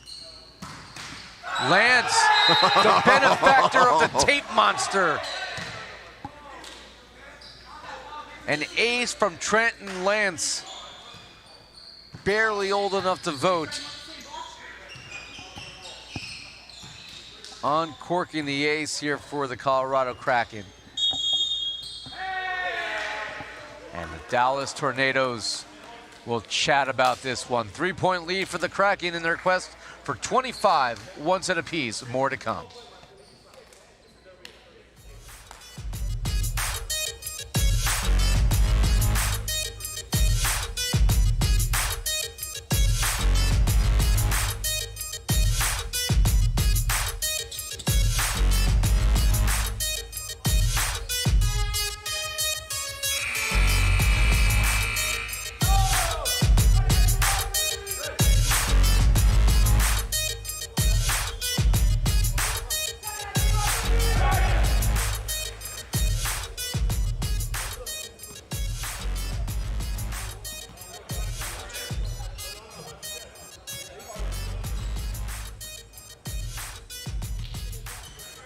Both teams are in control of their own destiny, and Colorado looking to be the one to take the 2-1 lead as Lance continues to serve after the timeout. That comes over. Oh, Colorado nearly messed that one up. Rosa sends it over, however. Chapman with the roll. That is saved. Jenkinson and dunked over by Lance. They go back to Chapman, and that's just fire. As the ball gets stuck in the side netting, just the pace at which Chapman hit kill number 20. Yet another 20 kill effort for Felix Chapman. His team trails by 2. Knoll with the serve. Wow, great pass. And I didn't like the set from Martin, but he got it to Haskell and allowed him to finish it.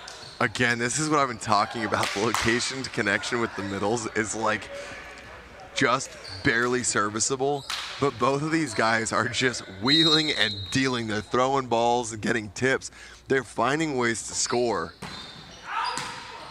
Schuldenberg with the pass. They're going to go. Chapman's got to have a power tip that's blocked back. And then, I'm not sure if Jenkinson ever touched that, but it does come back down. I believe he did. Oh yeah, he absolutely accelerated that, and he waited till the last second waiting for any part. As long as 1% of the ball is over the plane of the net, it is eligible for him to kind of just jam that one down. So he was waiting as long as possible to make sure that he didn't net, but that the ball got to the net. Because if he goes over chasing that, it's an over infraction, and that's going to be a point for the Tornadoes. So good discipline play, rewarded very promptly there. Now 22-18, 4 points for Dylan Haskell to continue his serving run with a third attempt here. Well, I said in the pregame, or on our pregame show this morning, that for Dallas to win this match today, Chapman was going to need to have another 30 kill effort. I said 32. As he sticks that one in the court, he's got 21 right now. He may need way more than that for Dallas to win today. Yeah, I can't count on anybody. Yeah, right now a couple of guys got to wake up, and it's just kind of that out of sorts feeling. You know, there was so much good passing early on for the Tornadoes. It feels like that's slowed down just a little bit. Maybe the Kraken have increased the service pressure, but. I was just about to say Joe Grosh has to be that 1A right now, as that comes over and he sticks it straight down for the kill. He's been a lot quieter than some of the Kraken middles, but he's starting to contribute very well. He's picked up 2 or 3 kills this set. They're able to maybe connect with him a bit more. Maybe that's the answer to help open up the pins. Wow, what an angle from Nacho. Going up against a block of both Grosh and McKenzie, clips the top of the net and gets that one to deposit. That's insane. That defied a little bit of gravity there. He did not put the spin on that ball you would expect. He was kind of putting it almost backwards, but it worked out for him. And that makes it a 3-point game again, 23-20. Not the best of passes, and a net violation on Keonis trying to go up against Gaynor. And the Colorado Kraken have 4 set points in game 3. Liam Jenkinson, your server.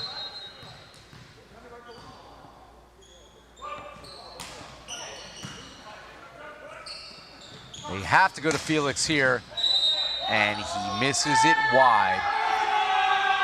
And the Dallas Tornadoes are going to challenge this one, perhaps. If not, then game 3 will come to a close. Felix Chapman is insistent that they challenge this. He feels that was in. I think he's got a strong case, quite frankly, but they are not going to review it. And the Dallas Tornadoes are set away from having their season come to an end. Set 4 coming up next here in San Bernardino. Please rejoin us.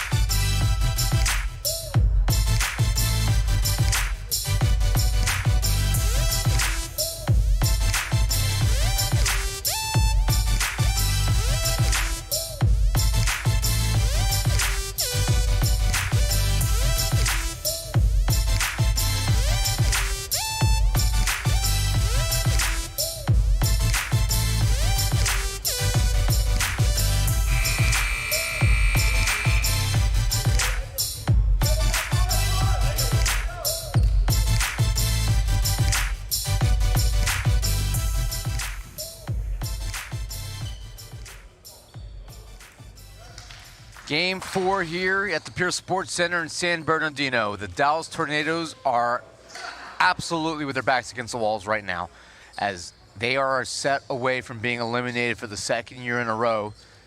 And this time against an expansion team, the Colorado Kraken, who are 2-7 and have lost 5 in a row. 21 kills for Felix Chapman. He has out-hit the Kraken by himself, and it doesn't matter.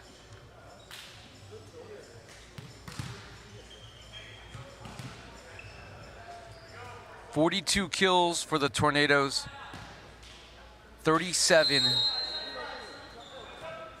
for the Kraken. It's not going to be enough if somebody else doesn't start contributing, or they're just going to have to feed Felix 50 kills this set. They got to win this. They got to send to a 5th. And they get the first one here, kill number 22 for Felix Chapman. Again, the winner goes to the NVA quarterfinals on Friday, August 5th. The loser watches it on whatever network we are on.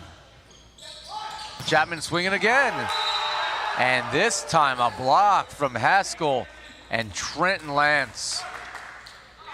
Lance had a little bit of a tough serving bout or passing bout in set number 1, but man, he answered brilliantly right back in sets 2. Off to a good start here in set number 3. Well, Perham towing the block, so that is somebody else getting involved. Chike, obviously more known for his blocking ability. He's an all-star vote-in from the fans because of his defensive prowess, but he is capable of scoring points. And here's Peter Knoll, your server. Trying to Lance with the roll. Dug up by Chapman. Down the line, Chapman misfiring. It's 2 errors in this set.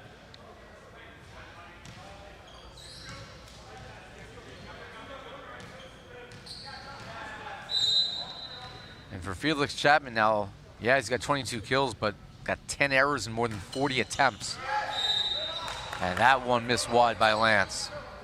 So we look at the numbers through 3 sets now.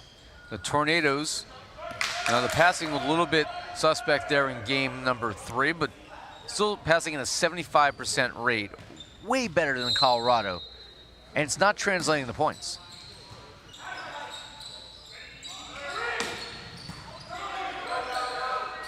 They go to Chapman. That one's going to dance and then finally be saved and sent over. They go back to Felix this time, and that one's going to end up in the crowd. Kill number 23.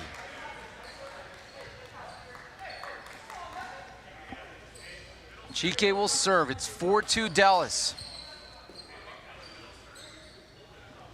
We said in the pregame that this probably felt like a 5-set affair anyway, so this would be on theme at least. Martin saving that one. Reach out and stuffed it out of bounds. That's what happened there. As Colorado getting the tool kill. That's a straight down block, but not between the lines. It's important to do a lot of things between the lines. Live your life, drive, and also block. Yeah, block the ball back in. Sometimes the lines can be a little blurry. A little miscommunication. Rowdy there, tipped over, and then saved by McKenzie. Peter Connell, that's saved by Colorado and sent over. Dallas one more time. Chapman, there's just too much court to cover. There really Trent is. Lance was going laterally and just couldn't get there. We are entering the mode where Felix Chapman says, all right, guys, you got 1 set. I appreciate that you've all been trying to play alongside of me. You're no longer allowed to do that. You are going to set me every ball, and I will win or lose the game by myself. But that is how this is going to play out. No one sails long. Can't blame him. Oh, listen, right now, I mean what I said earlier. Without Chapman on his team, they're 0-10. Yeah. They don't have him right now. If he doesn't take over this match, I know it's a team sport, but this is why you have some superstars. Oh, God! J.J. Rosa's world is rocked by Joseph Grosh. What a blast from Grosh, and Rosa's tough. He's a libero. But that was a monster smash.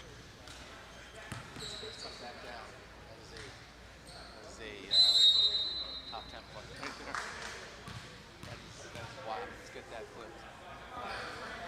6-4 Dallas. McKenzie to serve. Lance takes that one. This Rose is trying to remember his name. Yeah. Laid out. Rosa looks pretty comfortable there. Quinones. Who else? Felix Chapman. That is kill number 25. I'm sorry. I've been struggling. That swing from Joe Grosh. He's been not quite connecting. He's had a couple big thumps here and there. That was like a concussion protocol swing. That was a hospital swing that J.J. Rosa just wore. Well, J.J. Rosa's not a normal human being. If that hits me or Noah Chess has already taken one to the chops this week, well, we'd be dead. You'd be giving our obituary live here on NVA USA. But J.J. Rosa's an all-star, and he will bounce back like an all-star. If we get a nice camera shot on his face, you might see Mikasa imprinted over there. Guys, it's kind of nice to see even the best getting wrecked in the face by a big ball. Oh, and Gainer with the gains. He wanted it. He said he wanted to be like Nick England, and he gets the shutdown. Matt Gainer and I were in the restroom together, and he said all he wants. We were just happened to be there at the same time. Don't look at me. Do not look at me like that, Nick England. And we were both happened to be, talking as we were washing our hands. And he says all he wants is a big stuffed block so he could be like Nick England. Oh, don't look at me like that, Nick. We're taking your headset away. Nick has been booted off the broadcast just like Felix Chapman. I will do this by myself. Trenton Lance cross court. And that will find the line for the kill.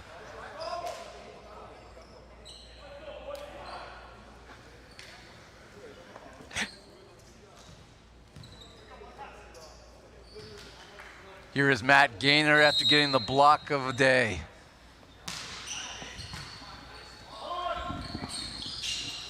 Cano with the roll and a diving save by Jenkinson with the pancake. Lance swinging away and Quinones saves it. Chance here for Colorado. Rowdy turns and Rowdy wins. 9-8 Kraken. That one looks like it's still, is it 8-8 that we're getting there? 8-8, all right. Wow, this has been a couple of exciting points.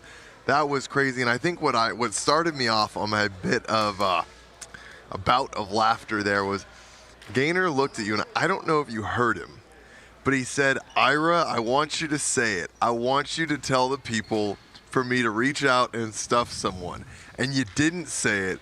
And then you proceeded with your story, and just by the end of it, I couldn't keep focused, and you just denied Gainer. And I guess that means he's got to go get another one so that he can get the line said. Well, was it on Chapman? It wasn't on Chapman. It has to be on Chapman. Is that what it takes to reach out and stuff someone? Oh, if you want the monster stuff, it's got to be on the biggest fish in the ocean. Well, I mean, he may not be Jonah getting the whale, but that block was something else. By the way, if you haven't figured it out by now, they were reviewing this play, whether there was a pancake or not, by Jenkinson. It was right in front of me. I saw a pancake. No, that is ball on floor, it looks like. Yeah, I tell you what, though, when you see it here on video, shows your eyes can play trick on you, because I was looking right at it. I thought he cleanly got it. But as we look here at the video, clear camera shot. By the way, this replay camera is directly in front of our broadcast booth here, pointing right at the 10-foot line. And you look at it, are the fingertips there? I don't think so now. It's hard to tell. It's amazing. So basically the whole thing here is his hand is definitely under the ball. The question is, can you determine that any part of the ball is on the floor? Because if even 1% of the ball is on the floor, then, that no one has hands that big. Well, maybe Andre's giant, but other than that. If at the tip, though, there's not generally a lot of ball compression. But there it is. I agree with this call. So. And again, just to finish that thought, it's amazing how at game speed, you think nothing of it. Right. And then when you see it on video, you appreciate just how fast these plays transpire. Yeah, what was funny, though, Gainer said to me at the sink, I want to completely stuff Felix Chapman one time and then have a Nick England-like celebration, including the chest bump. Here's Trenton Lance with the roll. Perham says, take it back. Lance again. Sam Stoltenberg's ready for it. And Felix Chapman challenging Rosa again. Kill 26. Why on earth would you ever want to be a libero? Like, because you're under the height limit to play the game in the front row and you want a chance. Because you like volleyball, but you're too short, Ira, that's why. You sound a little personally taken aback on that. Are you offended by that? No, Chad still concussed from the New Jersey Freedom tryout. That's a great video. You can see it on our IG account. That is kill number 27 by Felix Chapman, so I believe he will exceed my pregame projection of 32. Now remember, he had 30 the last match. He had a league record all-time mark of 36 against Southern Exposure earlier this season, back in a Tornado 3-2 win on May 29th. As that will fall in for a Kionis ace, and 12-7, Colorado has to have a conversation. Down 5, the Tornadoes looking to send this to a 5th set. More to come.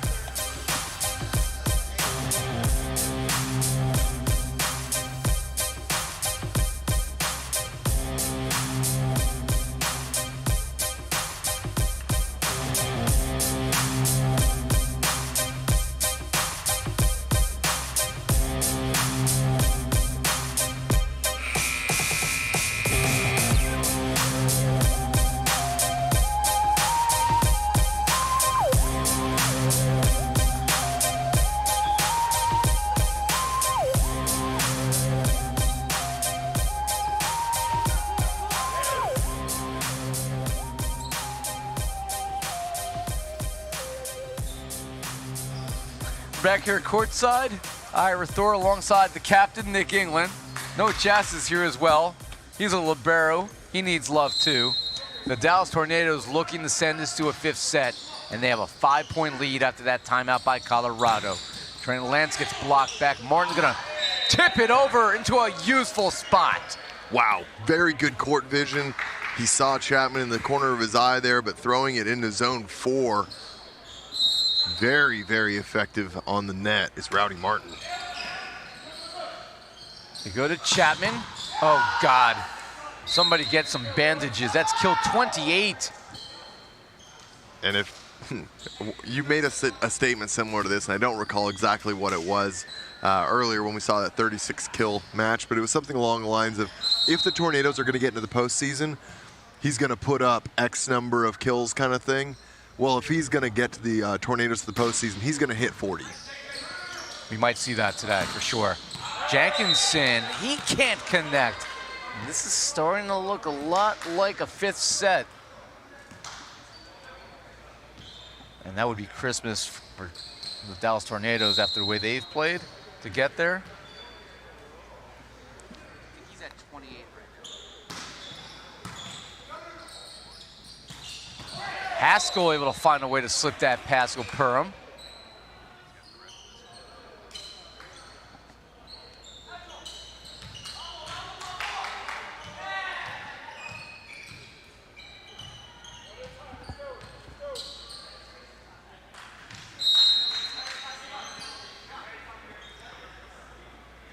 Trenton Lance. They leave this for a Perham, and that's going to find its way off the block. Side out, Dallas. 15-9.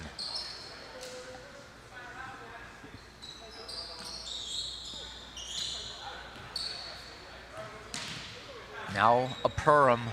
Got to build on that lead. Colorado can't afford to not string together consecutive points here. Blocked by the big man. Felix with the stuff. A little bit of a miscommunication on the coverage responsibilities there. Plenty of time. Rowdy thought he had either Jenkinson or Rosa behind him, but that was his ball to try and get some hands on there, but a great block. Haskell, that's tipped, but McKenzie is there for it. And the roll shot, Rosa, great play, but it comes over on one, and Chase with the kill. Gotta love the hustle there from Rosa laying out to save it. But the over ball allows the Tornadoes to add to what might be an insurmountable fourth set lead here, 17-9. And we will see a substitution here.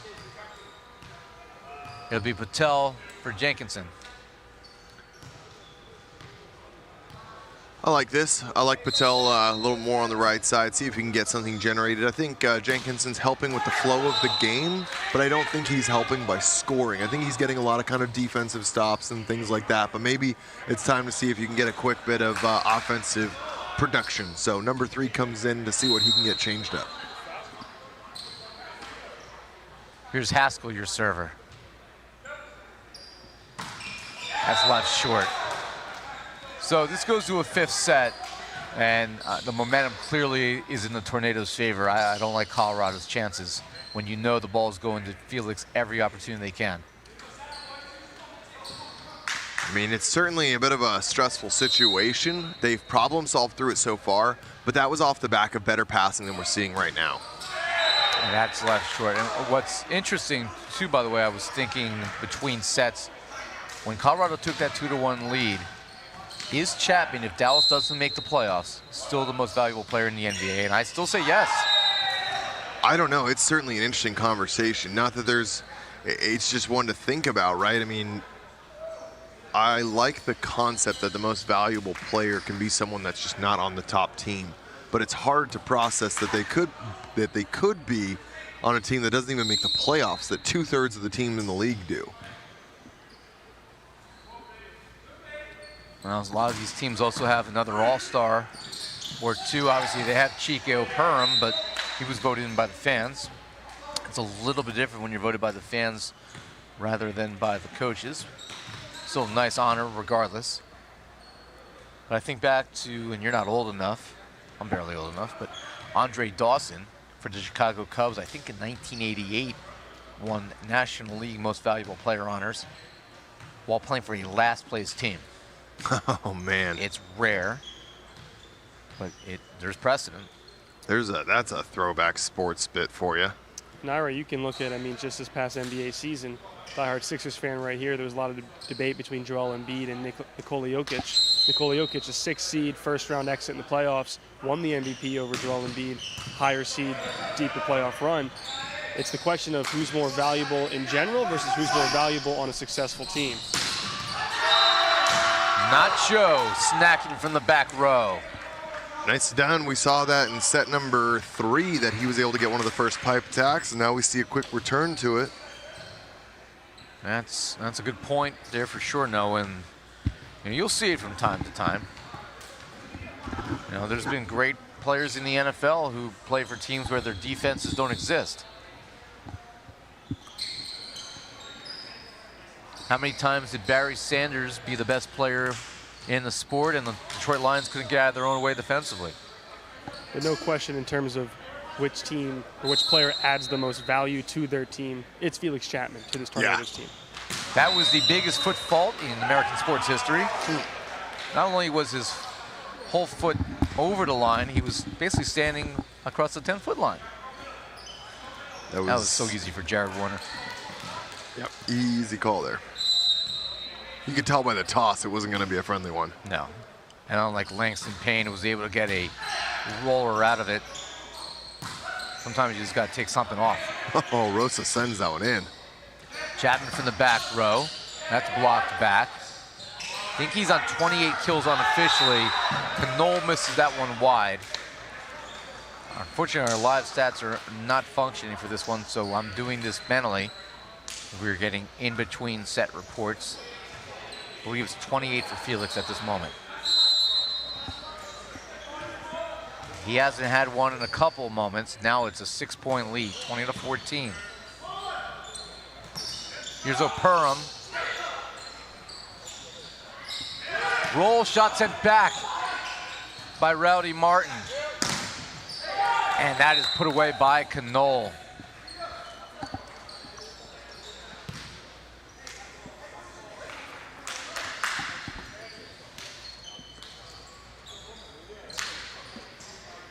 So here's Keonis. It is 21-14. Tornadoes trying to force a 5th set. Haskell splits the slot. Once again, you just see that's why we wanted to see Rowdy Martin on the court. We haven't seen him taking any real swings on over on 2, which I really like. He's setting his hitters here, but he pulled like a block and a half to give Haskell a wide open swing there. Knoll with the set. Perms is going to tip it. It's going to come back. Comes right back off the block, and Perm says, take it right back. Yeah. Falls in. Reset it beautifully for himself, kind of threw it up, jump back, and quick jam. He's definitely set himself there. Yeah. Statistically, you are not allowed to have an assist and a kill in the same play. So he just gets the kill. Here's Knoll, your server. Good pass by Rose on a tough serve. And Nacho sticking it through, also drawing Chapman into the net. 22-16. It's not over yet, but Colorado got to string a few together here from Trenton Lance.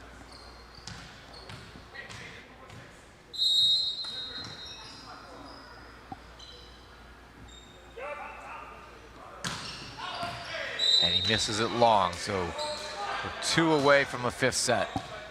And again, this is one of those that, unfortunately, when you're down by, 7 points here, you should not be getting stressed out. You need to just find a little bit of a rhythm. You're going to go 5. This is going to go the distance. Patel gets blocked. Shut down by Grosh and McKenzie. And 7, now 8 set points for the Dallas Tornadoes. And Chiquio Perm will try to close out this decisive 4th set. They won the 2nd set 25-16, looking to duplicate it. Perm lays out, what a swooping dig. And Chapman, kill number 29. No, it's out of play.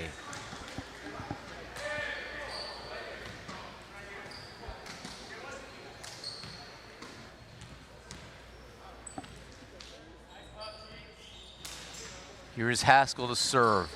No margin for error for Colorado.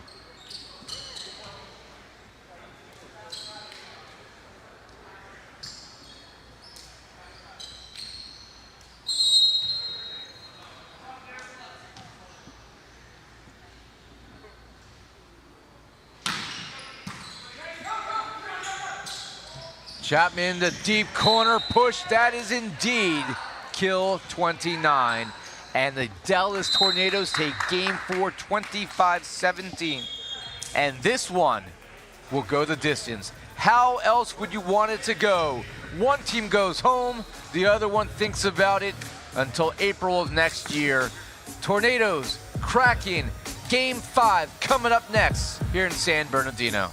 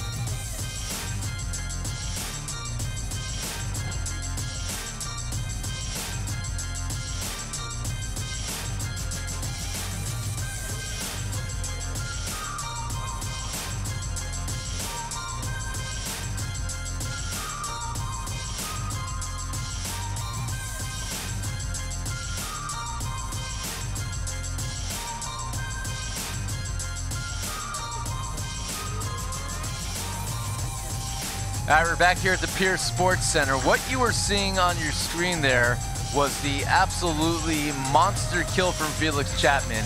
That was from Grosh in the middle. Well, Grosh, I'm sorry, Grosh. It was from Joe Grosh in the middle. Grosh is the headhunter.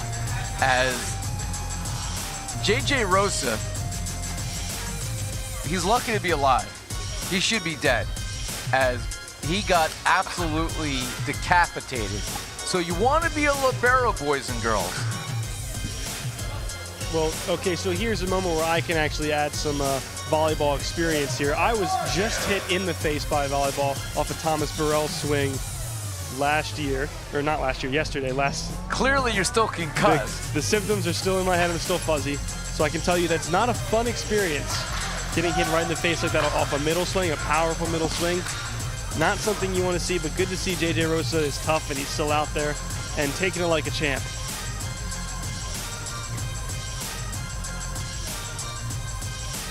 Well, JJ Rosa is a all-star libero. He is one of the finest liberos in the National Volleyball Association. And even after experiencing a near-death experience, he is passing at a 70% rate today. Passing at a 71% rate when he uses his hands and his arms, rather than upper extremities and faces. But back to serious business. This is game 5 coming up. This is what these teams have been fighting for all year. The Colorado Kraken have, in some regards, overachieved in year number 1. And they will play one final set to get to the postseason in their first ever year. The Dallas Tornadoes didn't make the playoffs last year in year 1. They were in 5th out of 5 teams in their conference. They have arguably, I don't even think it is an argument, the best player in the NVA this year in Felix Chapman. He's got 29 kills on 53 swings right now. Man, it would be an utter disaster of a season if they waste his offensive abilities and he does not lead this team to a 5th set win in the postseason. Yeah, we'll see what he can do here. He's Nick England, I'm Ira Thor. The winner goes to the postseason beginning on August 5th, and we start with a kill from Colorado, the first of 15 or more. Got to win by 2 here in the 5th. We'll play on into the summer months. Here is Rowdy Martin, your server. Felix Chapman, that is wide. And even with his 29 kills, he has 12 errors. 10 of them are unforced, 2 of them are blocks.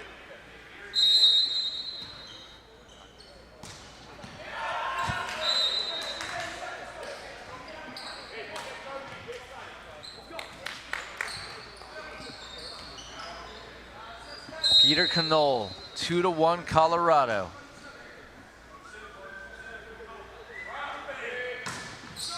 And he aces this place. Landing that beyond the reach of Nacho along the line. 2-2 in game 5.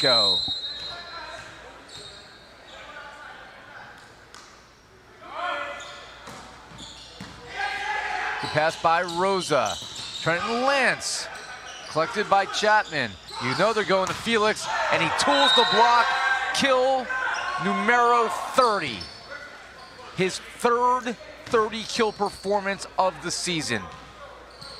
No player in NVA history has ever had 30 kills in a match. He's got 3 in a little bit over a month's time.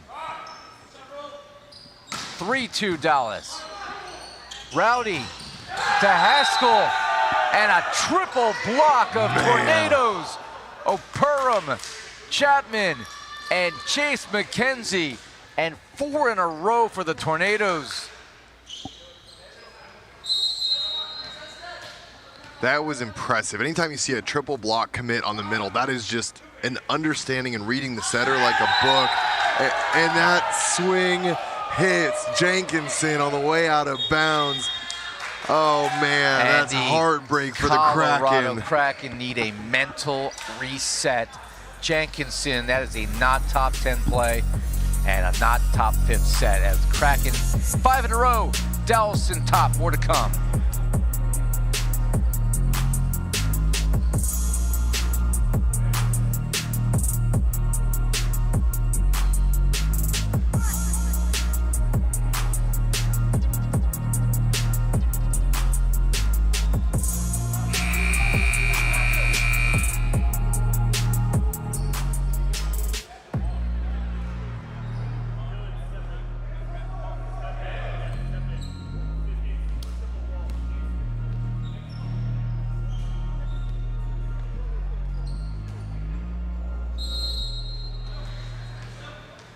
Maybe this will be enough to freeze Peter Knoll, but for the Kraken, they got to get themselves mentally reset or their season is over.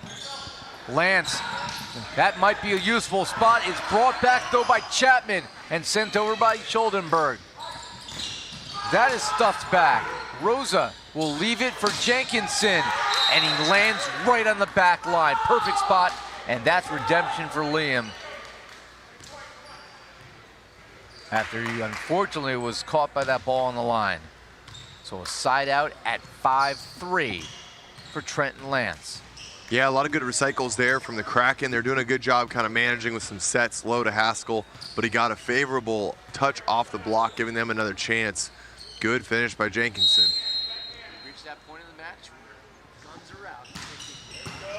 And an ace for Lance. That's how you rally. Wow. And now it's a 1-point game, 5-4 in the fifth. That was as timely as they come for an ace. They haven't had many this match yet for the Kraken. Just 3 so far with 17 errors, so to get that ace, much needed. Off the tape, Knoll fields it. Here's McKenzie, and that is long, but it was touched at the net, and I don't think Colorado will challenge this one, and that's a side out for Peter Knoll and company. Remember, you get 1 challenge in the 5th set. If you're right, well, you get to keep it. If you're wrong, then you better hope the officials are 100% right. Here's Chike Perm, your server. Jenkinson. Chapman, a little tight there, and wow, great job. You see Chase McKenzie point to his noggin. That was wicked smart. 7-4 Tornadoes. And they're gonna make the change one more time, the swap of outsides, Trenton Lance and Raul Patel. Looking for a different look in the passing line. Don't know that I love this. What's gonna really be disappointing is if there's more swing errors, but there's a great pass by Patel to start it off. Patel's gonna have to dump this deep too long on a broken play. That's the exact error I was talking about. Literally as he came in, just in the back row. I feel like the last 2 sets, last 2 matches, he's been making sporadic and completely unforced back row errors, whether it's swings on high balls out of system or just that one free balling it out of the court. Colorado now has their backs against the wall, down 8-4. They had this match in their grasp and allowed it to slip away. Couldn't keep their feet on the necks of the Tornadoes. But this isn't over yet. Got a side out here, down 3. Begin the comeback, but obviously in the 5th set, far less margin for error playing the 15. That is behind Nacho. Not a great set. That is blocked down.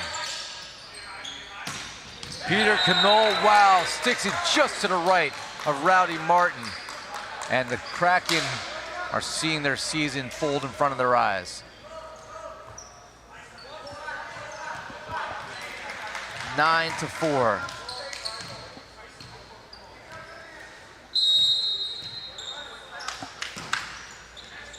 Good pass by Rosa. Big time swing from Nacho. They had to have it here. Now it's 9-5. Can they string together a few points?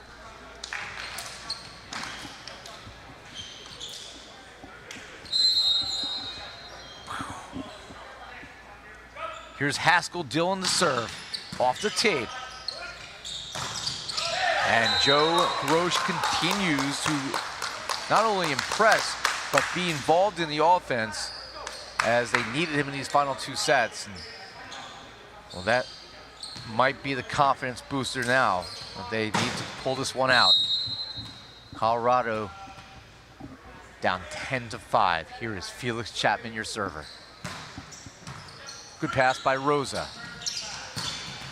And a good answer again by Nacho. Liam Jenkinson.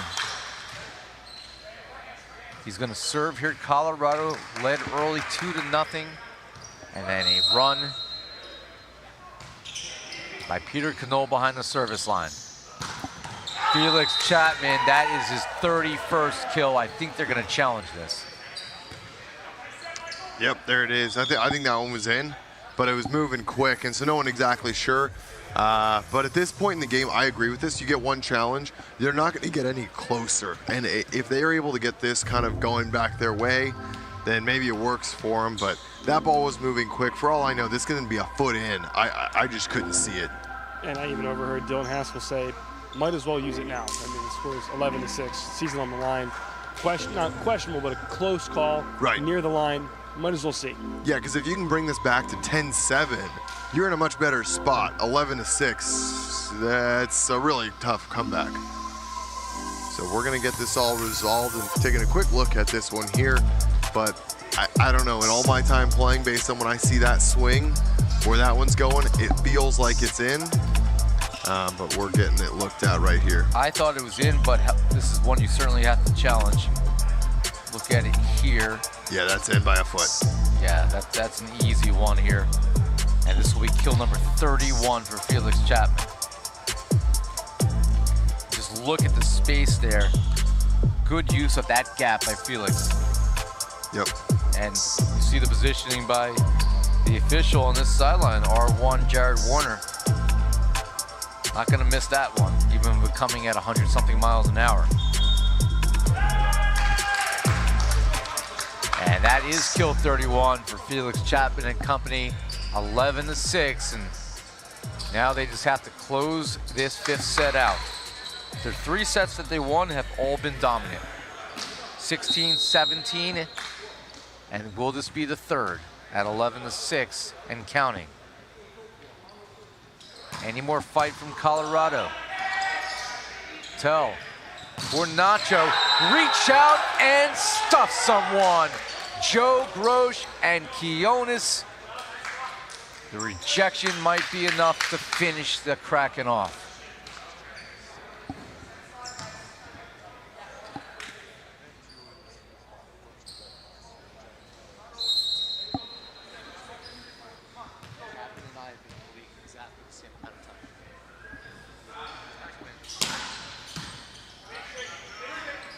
Rowdy goes to Gaynor, but it's dug up. Knoll with the roll. Martin saves it on, then Rosa with the misfire. And this might be the end of the road for the inaugural season for the Colorado Kraken. It was a bit of an uncharacteristic ball, but I don't know where he was going with the jump set there. You know, just air it out, give someone some time. Because of a triple block to the right side of the court there, just give someone some time, and I think he was kind of doing too much fancy work there, just make it easy. Well, that ball was probably moist, so many touches coming off of the net. We're gonna keep it here because we are nearing the end of the road. Don't forget to stay with us for our final match, the 60th and final match of the regular season. That will come up at 6 p.m. Pacific and 9 Eastern as the Chicago Untouchables against the LA Blaze. The Blaze are going to the postseason. The Untouchables are not, but they would like to go into the offseason with a W. What has been a very disappointing year for that franchise. Yeah, and if I'm not mistaken, I could be wrong on this one. Southern Exposure has 12 points off of after their win with a 3-0 sweep. I believe they went from 9 to 12. And at this one, though, Tornado's coming in with only 7. So they're going to get 2 points here.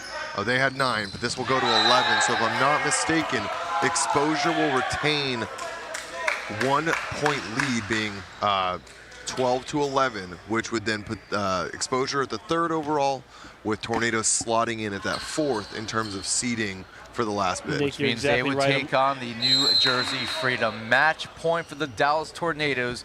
Chase McKenzie to try to close it out. Rosa with a good pass.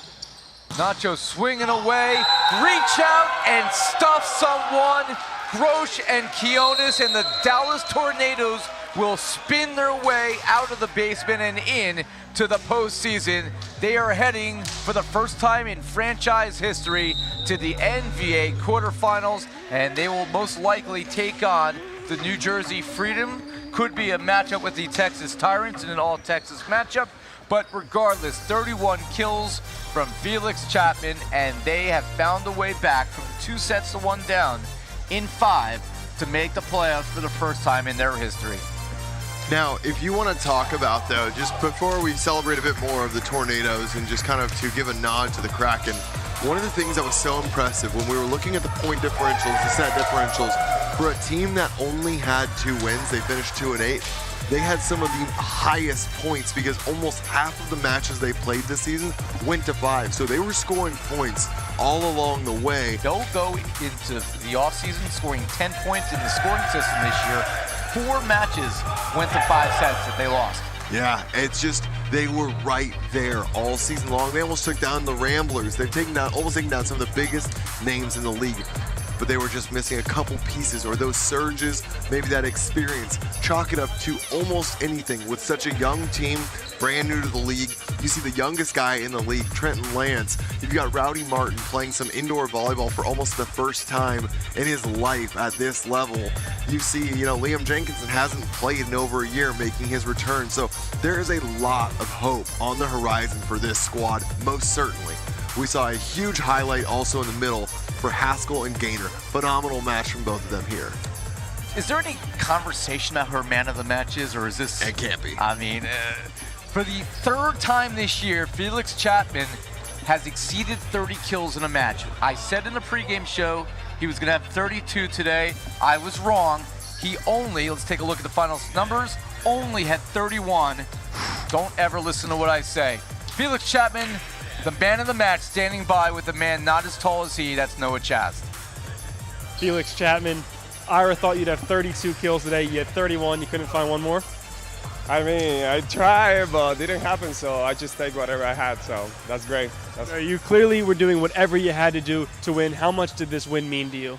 I mean, it means a lot because last year we were about to make it in the last tournament, but we didn't. But I feel like this year we give ourselves some chance to also win a couple games and not have to rush on the end. And man, worked pretty well so far. So I feel like the team was solid. Like we've been playing now for a long time, so it feels great to have the same people and come to work and trust everybody next to me, especially Shike, that is this amazing guy.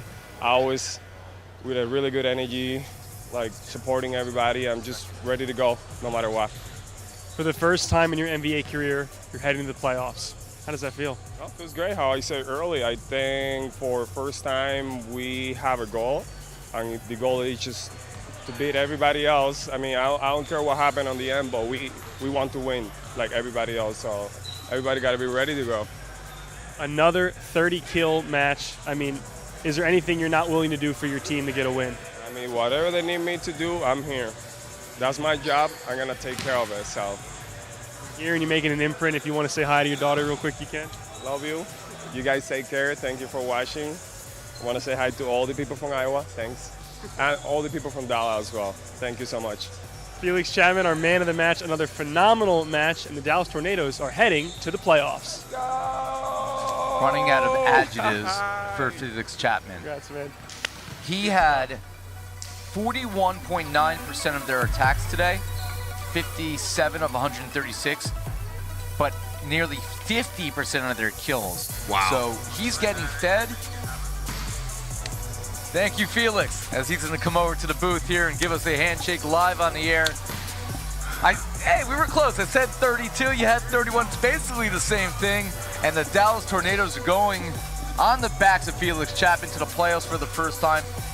If you feed somebody that often and they are that consistent, keep giving them the ball and he will take you to the promised land. Amazing that Dallas, considering just how many pieces were in and out this year, that he was that puzzle piece. He's the most valuable player in the NVA. Yes. There's no question. They will not be tasting the postseason without him, and they are going in their second year to the postseason for their first time.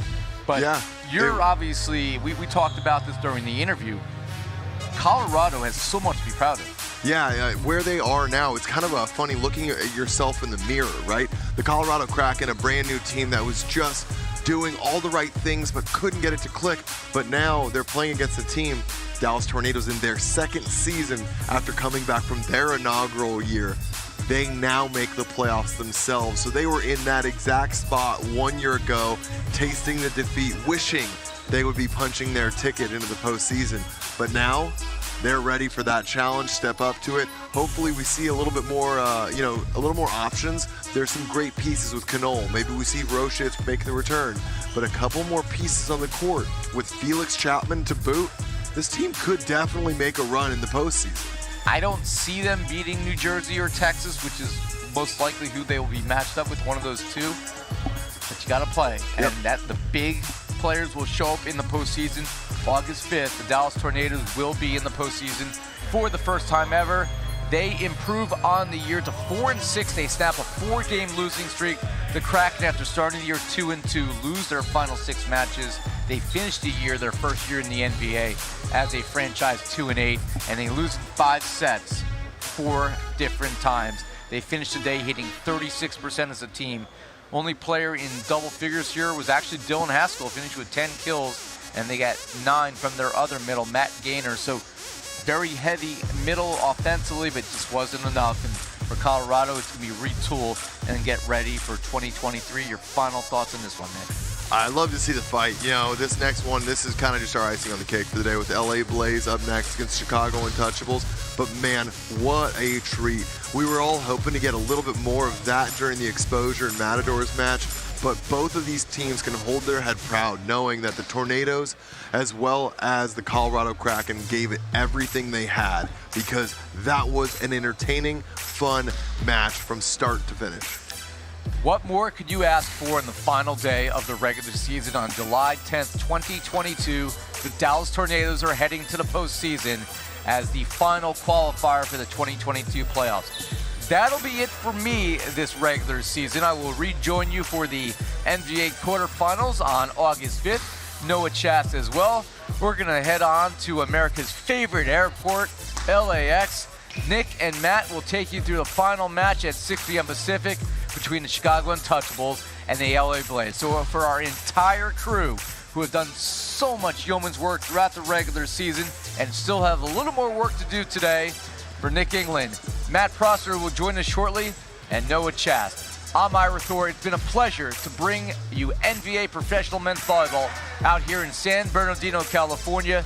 Congratulations to the Dallas Tornadoes. They are postseason bound. Until I talk to you again for the quarterfinals, be well, everybody.